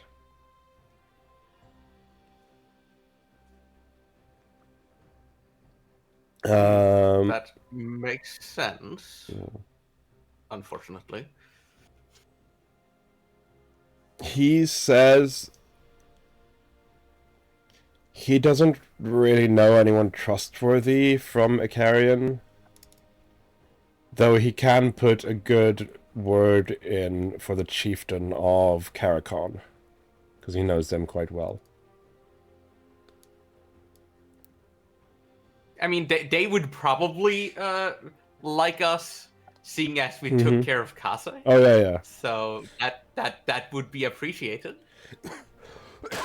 Yeah, that's basically what he means with put in a good word. Like he can confirm that it was you.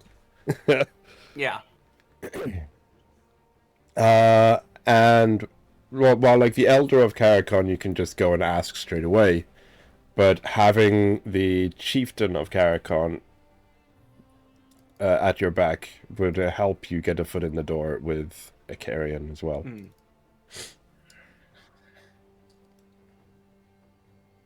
Well, we would like that I would like that very much. Then he'll actually he says that usually the ferry only stops if they cross paths with a fleet. If it's in like the distance, they don't bother. But he actually says that he can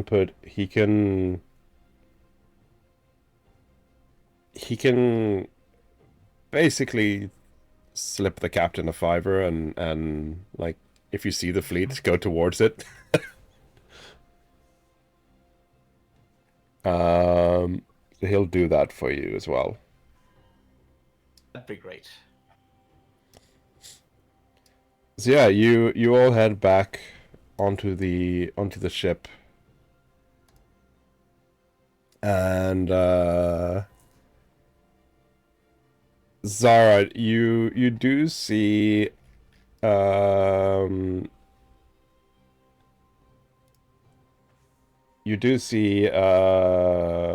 both Mikani and Selenia on the ship still. Mm-hmm. And he seems to be playing it a bit, trying to play it cool, like not look in your direction too much, but you can definitely tell that he's obviously still curious about you and yeah. Because you Does he have a phone? Can he get your number? Because your perception is pretty good. Yeah, you do notice that he does cast you a glance every now and then. Let me just find the map because I have a. That's the one, I believe. Activate.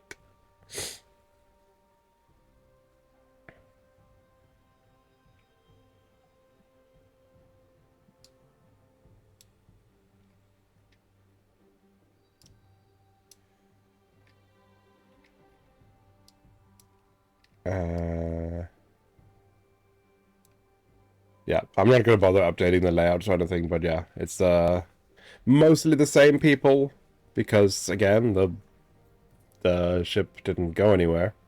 A couple of people got off who this was their destination, but mostly it's the same.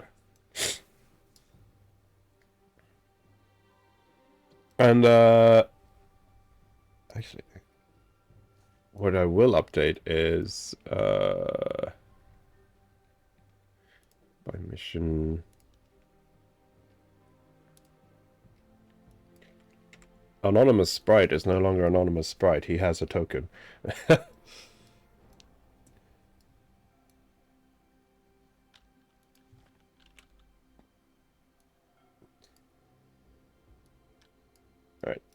But yeah, so you get back on the boat, on the ship, and it starts moving off. And with the dragon fight and then the family meeting and the celebration and everything, this is finally the first time the whole lot of you gets to sit down together in privacy.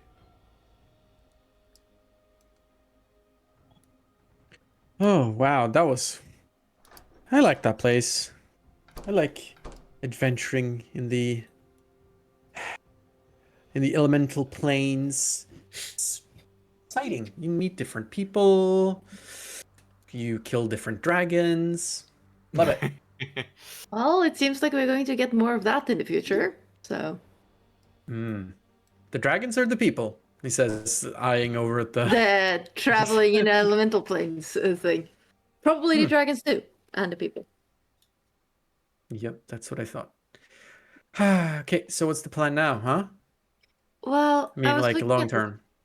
long term. Well, it's a festival in Japan, but after that we have both the lead in France with Black Fox that we were going after, Yeah. which we could potentially combine with. And I look at Rice, your battle thing, which is probably a good idea. Other than that, I think we're still waiting on any clues about, I was gonna point up to mean space, but we're not on Earth. The alien stuff, but yes. Yeah, the alien stuff. Yeesh. Yeah, no, that's still a thing. I think we're still waiting on anything like. Yeah, so Remind me, DM. The stuff in France that we're going to do with the fox, the black fox. Mm-hmm. That was the information we found through the ship. So where people were shipping people, Yes. right? Yes. Yeah. Right. So we were going there to see if we could figure out what Black Fox was doing. Mm. Yeah. So yeah, that was the can't remember his name right now, but that was the cousin of Naz who you interviewed, who you spoke to or sent a message about as well. And we also talked to the brother of the agent with the wings that thought that she was dead. Yeah.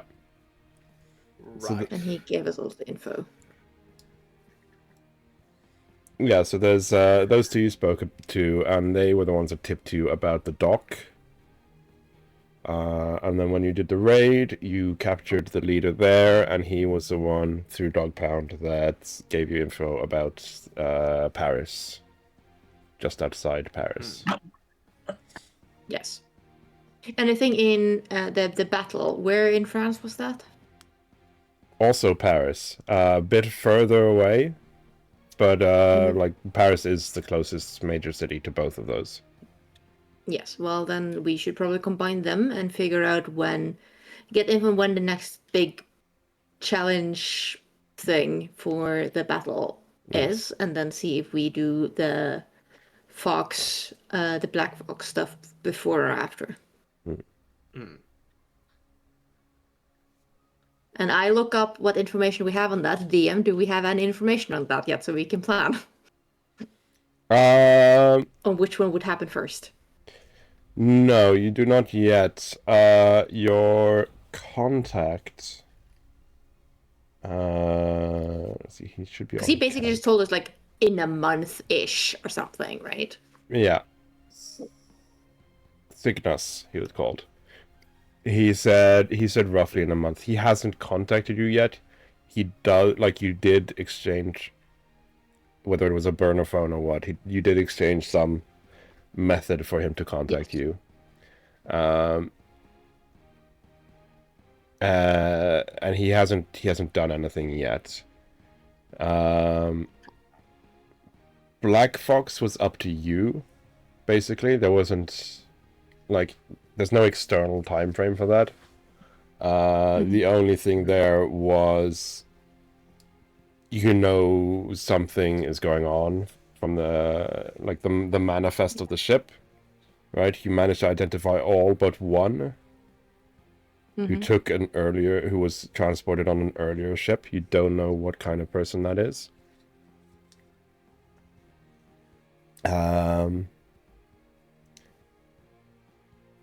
Then we probably should check that sooner rather than later. Is my suggestion. And I'll look around at the rest of the group. Yeah. I agree.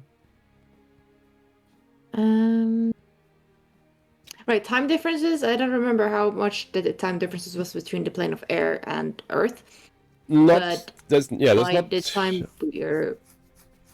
too much difference. The problem is that you have to go through Feywild. Yeah. That's the problem, or Unseelie. So that's where the time It's dilution happens. mostly us trying to, like, Rai and Kaito trying to catch the festival before we have to leave kind of deal. Mhm. I think.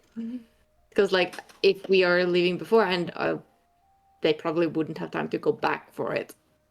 Because that would be a lot of, like, really long airplane, like, planes and stuff, right?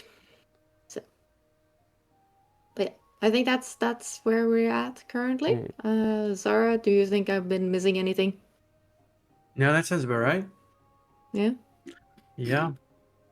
Oh God, that's a lot. That's a lot. It is. It is a lot. God, the alien stuff. I keep forgetting the alien stuff. Yeah, somehow that's not been that relevant. I mean, Question isn't mark. someone else dealing with that? You do all know that Argyle and Squirp, his team in far They're far mostly north dealing of with Canada, it. yeah, they're mostly Mhm. dealing with it. And they new guard. yeah, the new guard. They specifically asked you to investigate other avenues.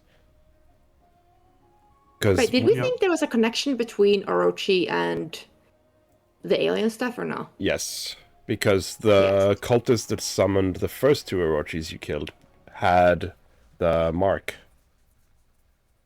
Right, so someone is trying to use Orochi for their own ends, and they might be aliens. Why?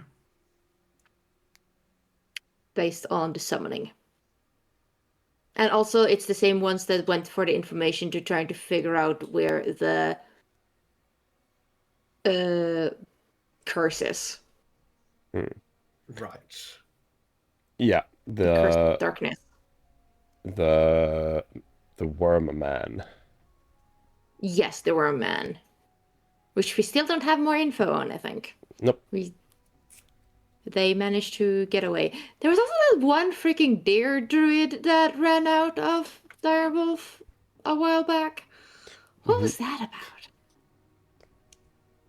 about? The Dare Druid, or Yeah, Yeah. I wonder if I have the splash. But yeah. Yeah. You also know.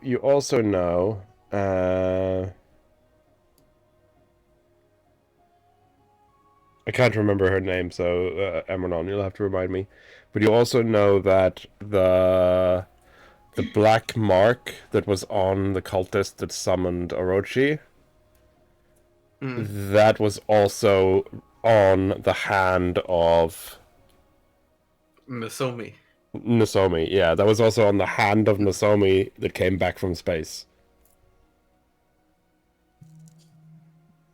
On the moon mission that Right. that happened. So you know all those things are somehow connected.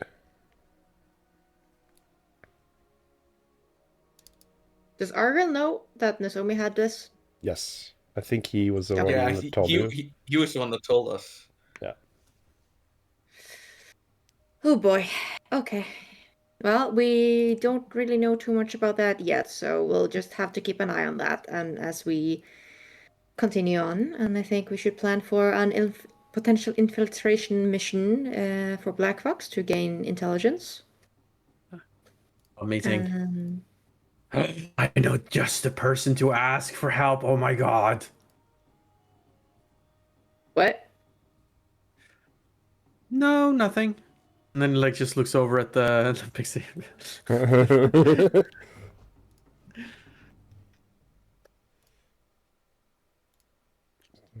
If you want to hire external help, you need to tell your team. Well, I mean, Hey, I'm Alistair, I'm pretty sure Zara is a fan of crime series, so you should never reveal your CI. yeah. Let's just say I will tell you if it becomes relevant. It might not. If you involve them be directly, possible. we need Yeah. to know. Okay. Of course. Yeah, I'm just I saying trust that. you. they might not accept it, you know. Okay. Okay. Sarah, I do trust you, but I need to sometimes to know what you're thinking. Yeah, no, of course, yeah. Okay.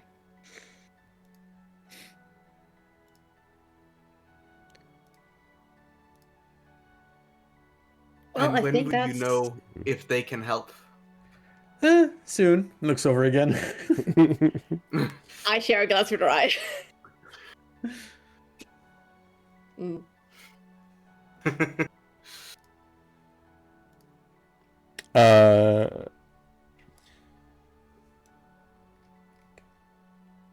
Yeah, I probably chill out for the ride and at some point maybe check out the deck. I don't think Kaito's ever been to the plane of air before, despite having like an aunt and a cousin here. Because you don't really just go there. Right, you see Otomacha comes out of the crew section and gives you a little nod and like a hidden thumbs up. Perfect. I'll just give a thumbs up back then. Yeah. And because he as you know, he is a guide. He's not officially part of the crew of this ship, but he often works with these ships. Like, you know how many boats have a pilot, which is someone local to the town who knows the town. They're the ones that guides it into port. He's kind of does that, and he kind of does like emissary work for the native tribes. So he basically helps out a lot, and he has like crew access on all of these ships, even though he's not actually part of the crew. So he will then go off and help do some crew activities and stuff on the ship.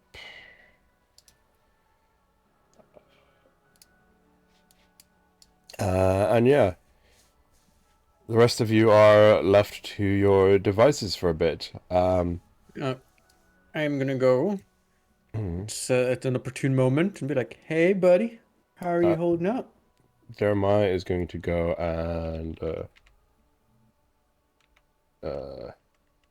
secure the rooms or whatever.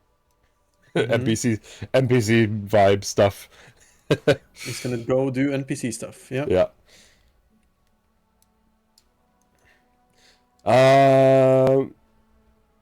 So yeah, as you do come over, the elf ranger gives you a wink, Zara, and says, "I'll go fetch us some drinks," and disappears for an awkward amount of time, almost. Yeah. Hey, how you doing? Hey. Pretty good.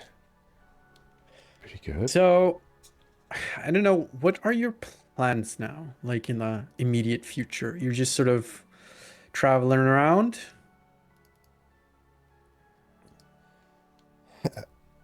I'm traveling around.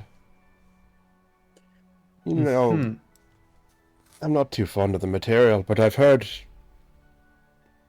Paris is nice this time of the year. You Well, I think you just the way he says it and says it, you know he overheard. Yeah, about that. Okay, so I might have stumbled upon an opportunity to, well, stick it to Black Fox PMC, you know? If you have any potential resentment or wish of ill will towards them, I might have an opportune moment to do some trickery, if you'd be up for it. I'm listening. Well, we need to infiltrate one of their facilities. Would you be up for that?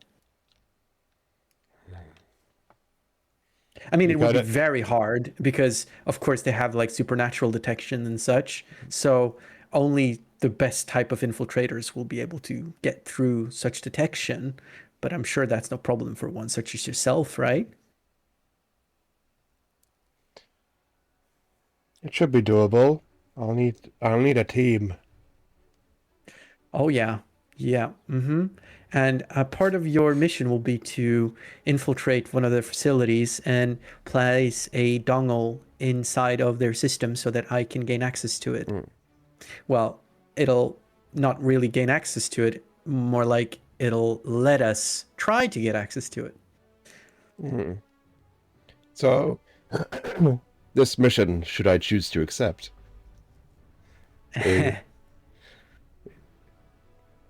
Yeah, I'm also gonna call it now, the team, whatever it is. It's gonna be called Zara's Angels. You'll be I was kind of hoping Zara's 11.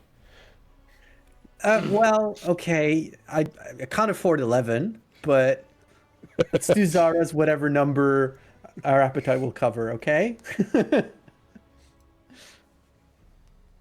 That sounds like it sounds like a fun little activity, I think. I'll have to brief my team on it. He kind of like, does his hair a bit, and I always did think I looked a bit like Tom Cruise. Well, I mean, sure. Yeah, you know what? When the light hits you sort of sideways, yeah, a little bit. But he suddenly goes dead serious. It's gonna be a tough one, but I'm gonna need to do some favors for.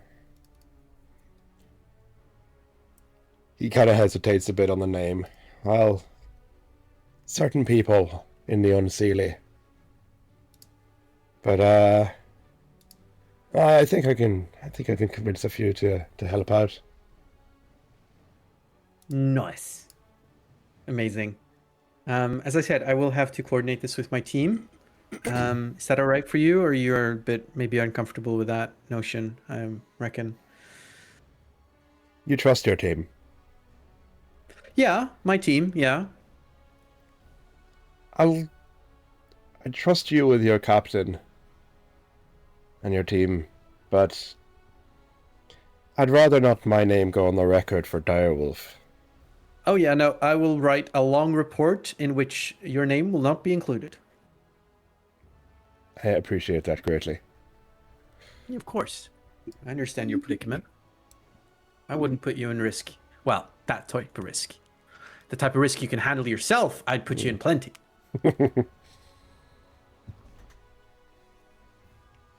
Yeah. Okay.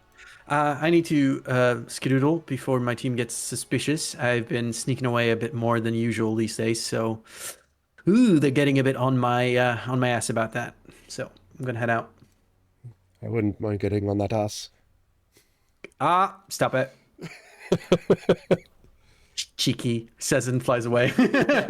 I just imagine just like it hard cuts to Rai and Kaito on the literally just other table and looking at you guys. Yeah. How's your body language, Zara, when you're talking to Mikani? I think body language is like very normal for Zara, because it's kind of hard to tell with her because she has like this either very excitable looking body language or just like really disinterested one. There's really nothing in between. So yeah, makes it a little bit hard, but yeah, I mean, come on, you can tell. Yeah. She comes over. It's like, okie dokie. So, yeah, I got some help potentially for the Black Fox thing. So, who's your new boyfriend? Boyfriend? Oh, I'm giving you a shit-eating grin. no. Come on. We just had a little fling, that's all. It's what super agents do when they're on missions. Have you not heard of James Bond 007? Shaken, not stirred? How old are you? Oh, right, 50. What? Is that supposed to be some sort of dig? Right. I would have you know that James Bond is an incredibly timely reference. Okay. I think, Bri, you're closest. Zara, I think you're purposefully trying to not look towards Mikani, so you don't notice. But Bri, when Zara mentions Bond, you do hear a little snicker from him.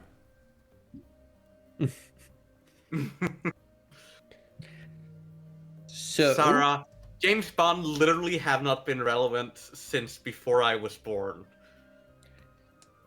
the fuck, how young are you? Anyway.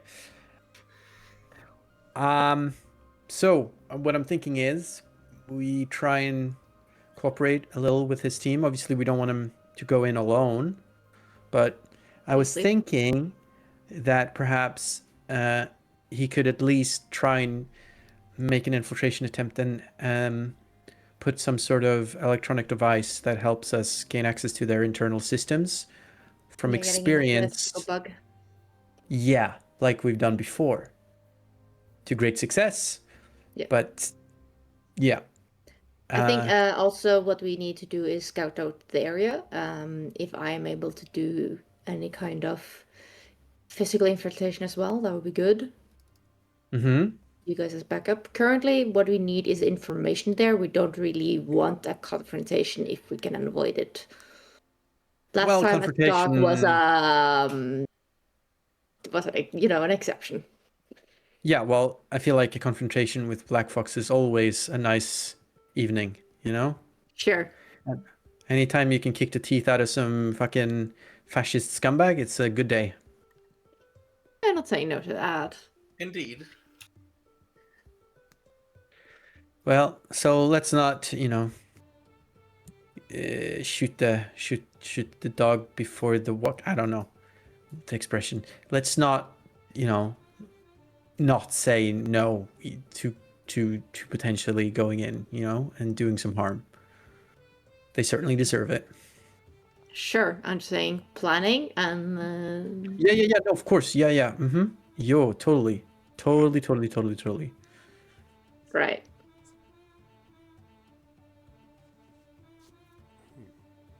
Well, then I might clap my hands together. I am going to get some food, and I stand up and go and get some food.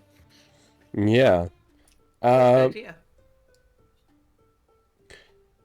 So yeah, basically, for the next, I'd say almost 2 whole days, on this ship, you're basically just passengers. Every now and then, some of the crew announces that there's something to see and encourage people to have a look outside. Most of the time, though, it's just clouds.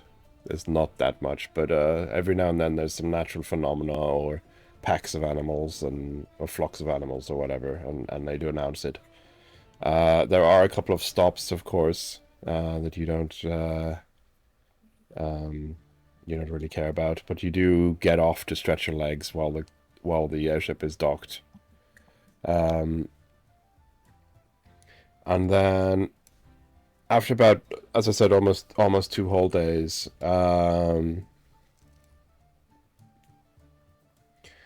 the Otomoche comes to you, Rai, and says that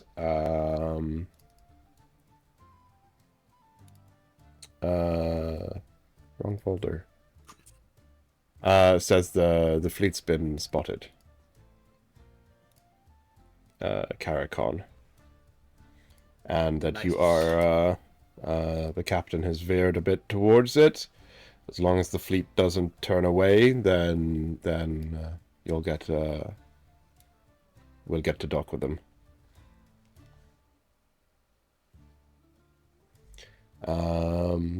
Shouldn't be more than a couple of hours. Perfect. And yeah, sure enough, after a short while, one of the crew comes and says that we are approaching Nomad Fleet Karakon. It is mandatory for the ship to slow down. We apologize for any delays. But we will be docking with them if anyone wants to trade. And yeah, most people head up on deck to see this fleet as it's getting close, and I assume you lot do too. Mm-hmm. Yeah, let's get on back. It's not a big one in terms of towns. Like, it has a lot of members. Apologize for the absolute horrid attempt the AI did at this, but this is basically the vibes. They have a lot of a lot of knights or like riders on birds who, as I've mentioned as well, most native animals can fall asleep and just drift, right? So the riders can often just sleep on their mounts, just floating in the air. So a lot of people just live on their mount, but then they also have like 2 or 3 of the bigger whales with buildings on where the elders live and the chieftain and that kind of thing, and they have like all the utilities and crafting and stuff on those bigger fish. But this is basically the vibe. As I said, it's not a huge fleet in terms of structures, but they do have quite a few number of outriders, sort of. And yeah, as you approach, first one of the natives comes on board. I think I wrote somewhere here. Action missions. It's on area. So yeah, one of the natives flies up and comes on board. He is a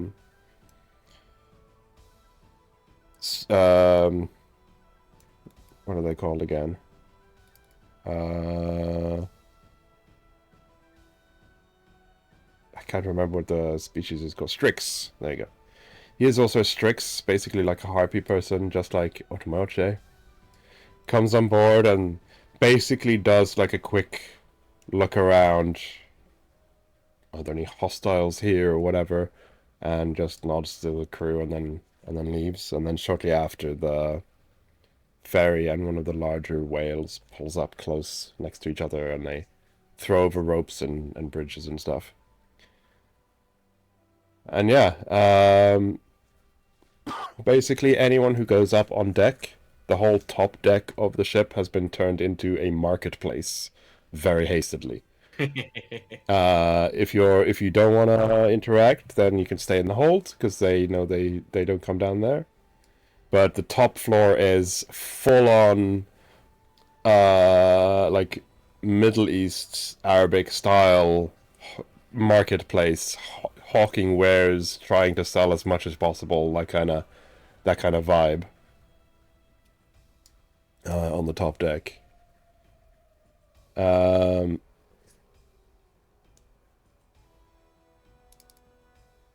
And so yeah, anyone who wants to can basically spend as much as they want on basically Realm of Air or Plane of Air trade goods, which you are fairly certain you can get a good price for in any other plane. If you want to do a bit of trade.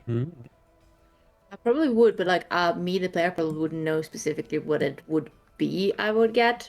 So can I like? Yeah, no, you can just tell you stuff.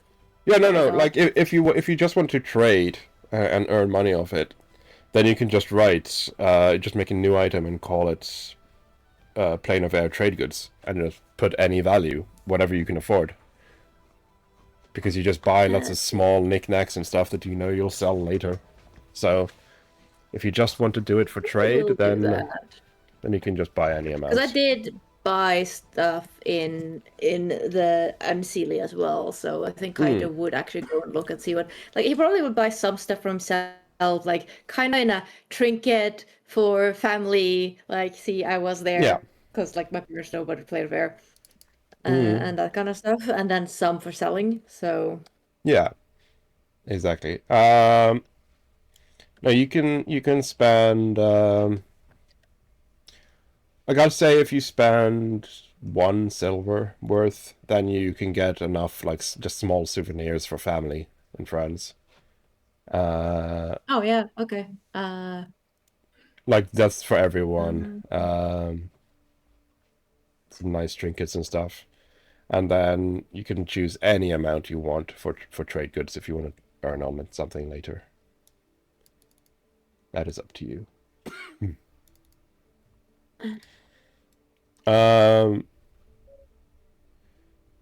And right, I'm assuming because you are allowed to. It's just they use the deck of the ship for the market, but you are allowed to go onto the fleet, onto the back of.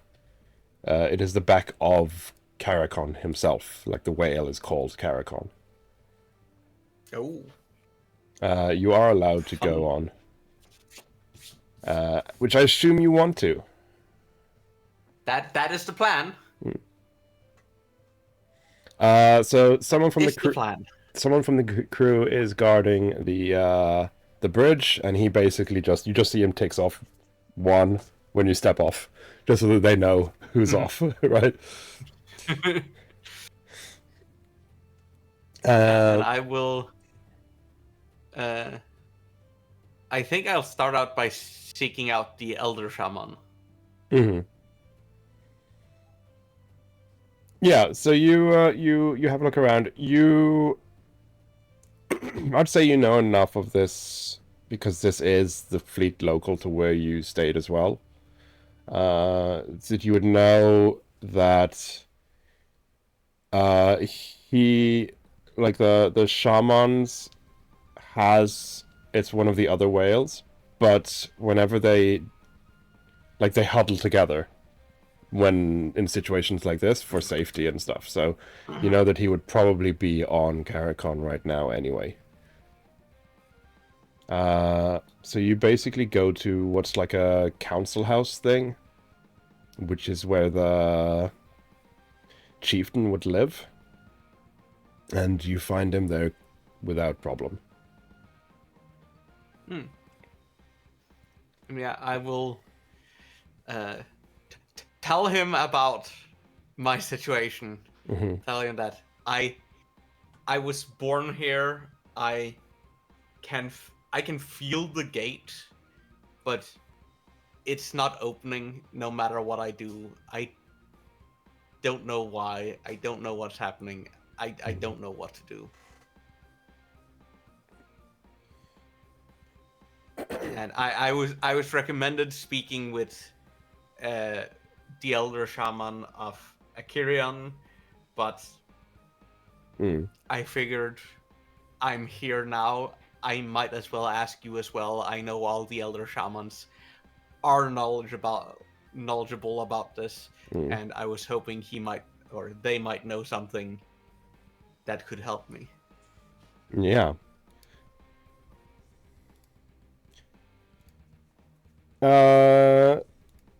So yeah, you sit down with him for a bit.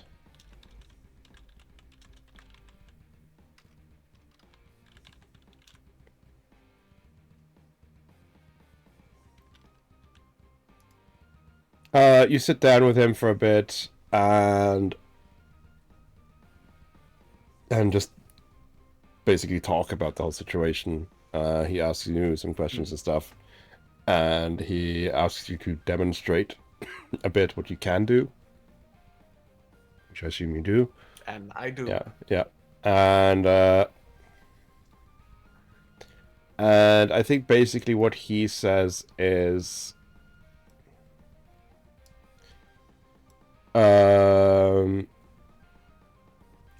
there seems to be an imbalance of sorts. Your fire and metal comes so easily that it's harder for you to tap into the others. And he does some kind of analogy with flying whales, of how like if one grows too big, there's no space for the others to grow, kind of analogy. And he says that in his opinion,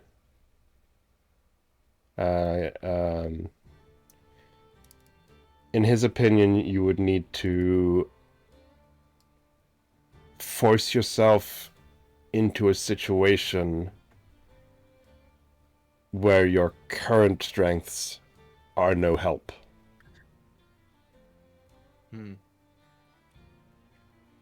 He says that he's not quite sure how to best do that, but your suggestion of visiting a carrion is not a bad one. They would have rituals and trials which may help with this, and they could possibly guide you down the correct path.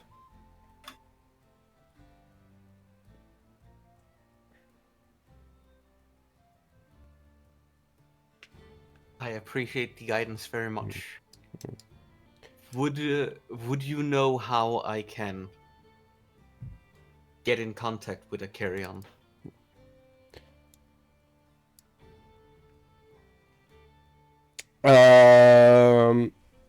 He says that he has been informed that it is you who helped deal with the terror from the skies. Among others, yes. I was on the team that dealt with it. He says that consider this then a boon, and now it is I who owes you. I can give you... I can let you know how to find Nomad Fleet Tethera, which is one you haven't heard of.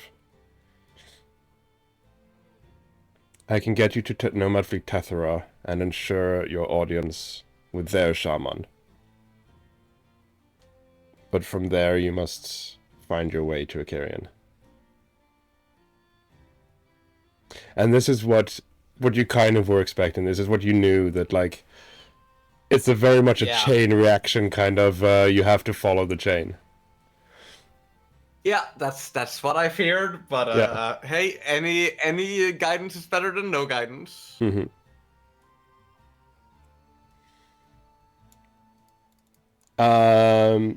I thank you very much. Yeah. And I would be glad for this boon. Mm. So he fetches for you a map and a small horn, and then he shows you on the map, like, when you're in this area, you can blow the horn, and someone from Tethera will find you. Now you look at the map and you realize that you cannot read the how you would draw a map in a realm that has no land. That is a problem for future me. Yeah, but he gives... Yes, exactly. But he gives you the map and the horn that you can blow. You know which area of the map, like the physical 2D map, you know which area you have to be in, but you don't understand the symbols or anything, or how to navigate this.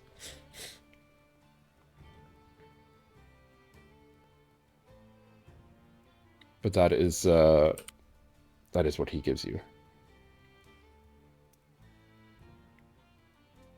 Thank you very much. And thank you as well. He asks as well then, are all who defeated the terror and fought the terror, are they all here on your vessel? Yes, we all came with the airship. Then We are on our way back to the Sealy.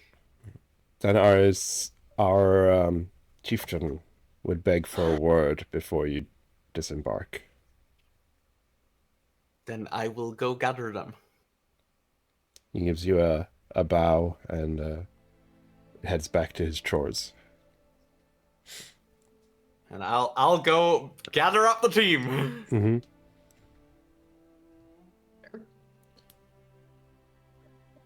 So yeah, you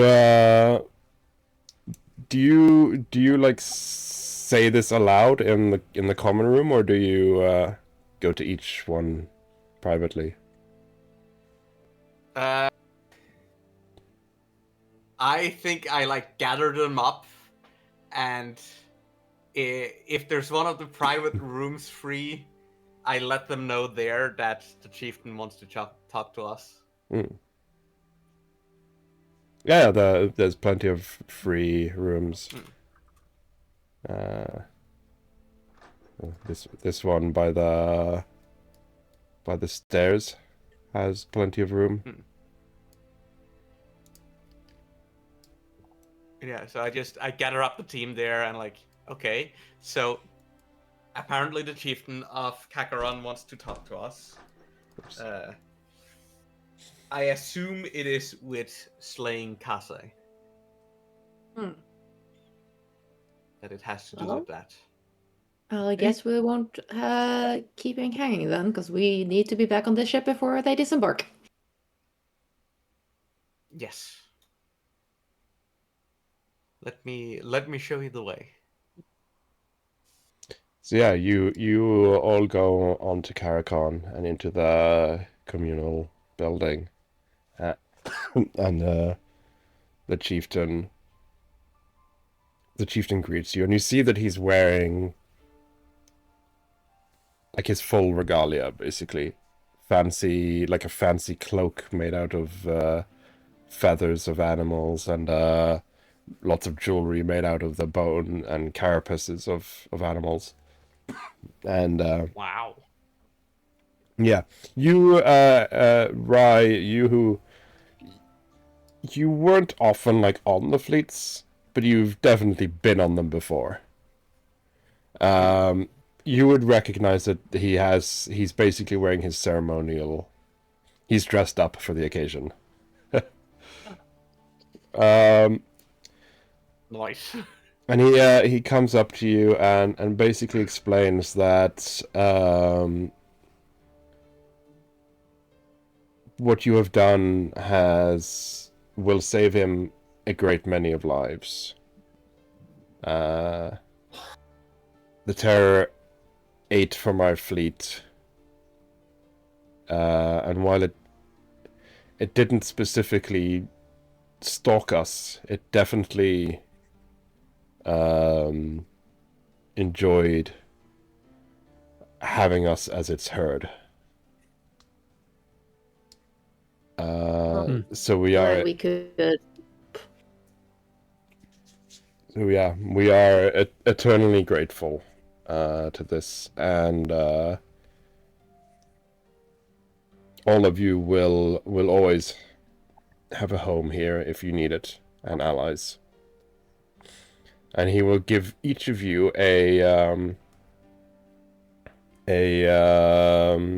two things. One is it's a small, basically a small bracelet kind of thing, with the Karakon symbol on like the top part. And Zara, for you, it's a necklace. It's the same thing. It's just, size wise, yeah. Mm-hmm. Yeah. But it has the Karakon symbol, and he says that this is and you can like, all of you can tell that this is expertly crafted. And this is basically, this marks you as, like, if you were a Strix, if you were a Birdman, it would mark you as nobility. But since you're not, it marks you as like honored friends. Mm-hmm. like true loyal friends, basically. That's cool. The other thing he will give you is a small flute. A toot flute? And he says that it's you all get one. There's one each. Ooh. And he says that these are enchanted as long as you are within within the places we the fleet travels within our domain is the wrong word, but it's like whatever you call like the area a nomadic tribe. Nomads around. Yeah. Territories. The places they roam. Yes. He said. Yeah. He says as long as you're within the places we roam, the wind will carry this flute to us. If you need us, we will come.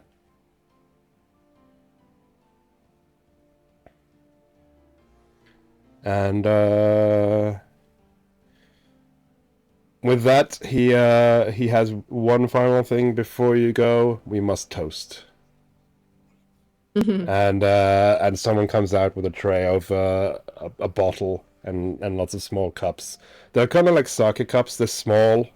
You're supposed to basically shot them.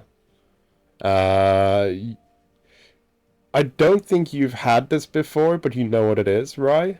You probably weren't old enough because it is alcoholic. And it's basically just the word itself sounds disgusting because it's fermented space whale milk. Basically. No, oh yeah.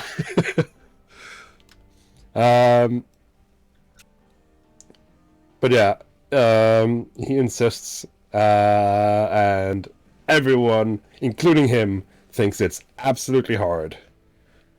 It is the worst thing you've ever tasted, but it's tradition. You shot it once and then you pretend it was fine. Yeah. Well, I thank him for his hospitality at least, so Yeah. you know.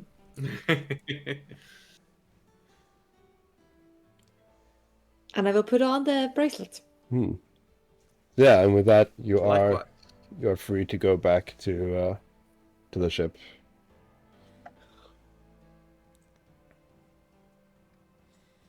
So yeah, back on board the airship ferry. You all the merchants and tradings has packed up. All the little booths and tents were taken back off deck and put back into storage on Caracon. And as mentioned, the fleet leaves off first, and when it's safe, then the airship starts up again, and continues its route. It's about one more day of travel before you arrive back at Aeropoli, the massive city. And yeah, you I'd say it's late. You can just go straight through to the Sealy, Unsealy and back to Japan if you want to push on.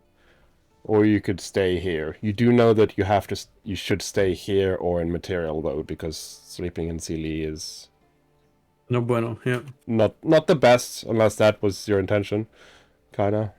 We would probably lose track of time pretty easily there, so Yeah. staying here is probably the best, at least until tomorrow, and then we do the trek through, and then we reorganize.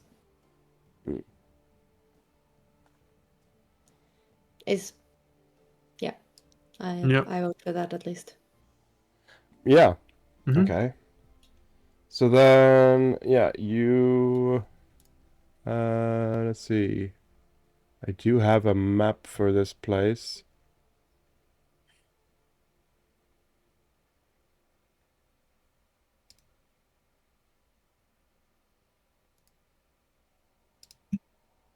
Actually, what I will do is I will activate this one. As you... yeah, I need to... Where we see nothing. I know. I'm working on it. Direwolf.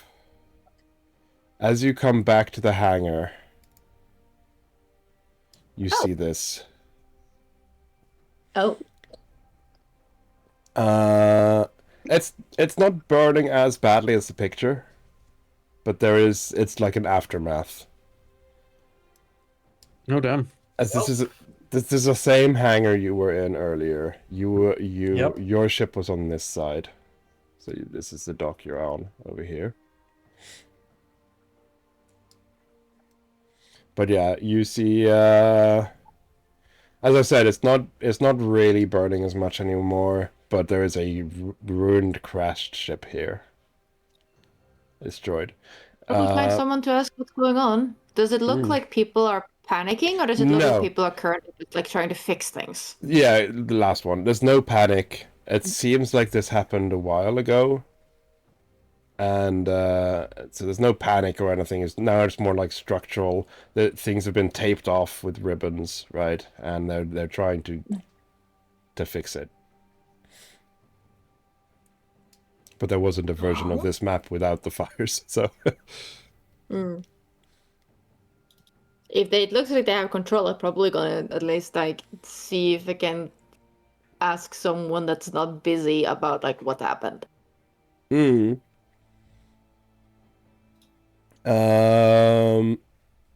Yeah, I don't think you need to do a roll for that. It's quite easy. You don't need to do a roll for that. It's quite easy.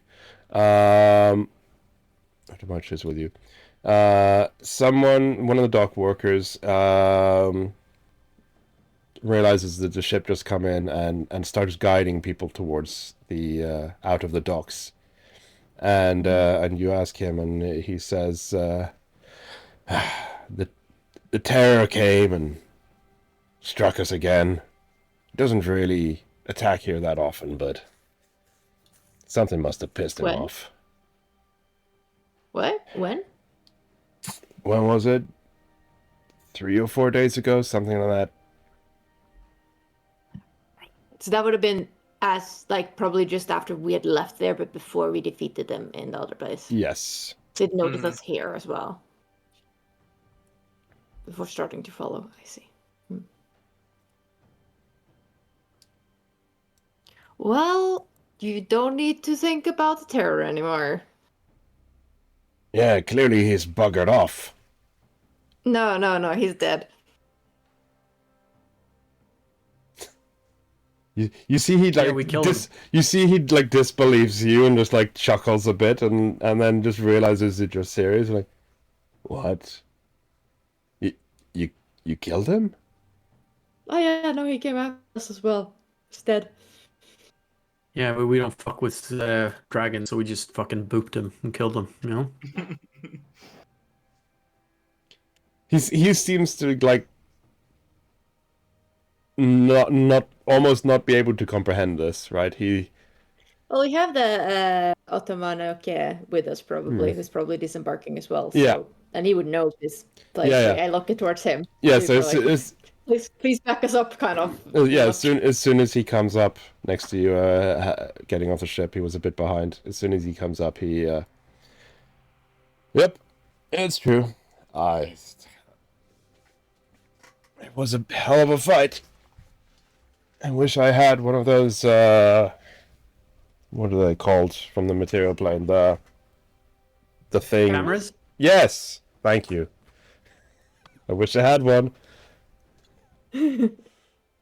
Same. So much awesome shit we do that really deserves a camera.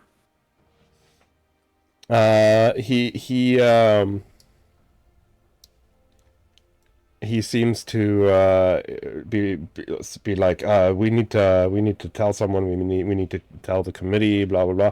And Otomayoche just puts his hand on Kaito's shoulder and says, "You go get a hotel room. I'll make sure the message is spread." And Thank you. You don't need another ceremony. No. Like the look in Kai's eyes for like a moment is like flash of fear that tries to be hidden really fast before he puts his hand on my shoulders. Just like I'm glad people are appreciating our work, but like how many ceremonies have we been in the last week? Yeah. 3? God, it's exhausting being a successful hero. So yeah, he will basically go into the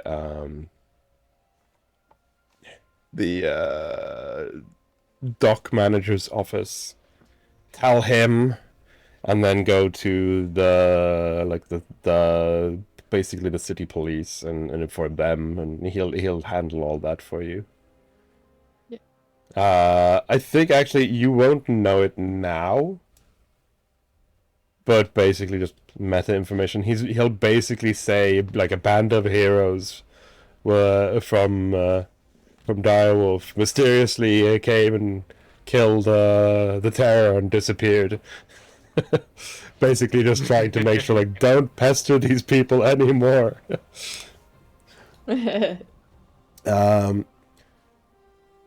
Well, that would potentially also give us more clout for the other floating caravan thing. As I look at, right, if we return to talk to them at some point. That would be nice. But for now, we're gonna get a hotel room and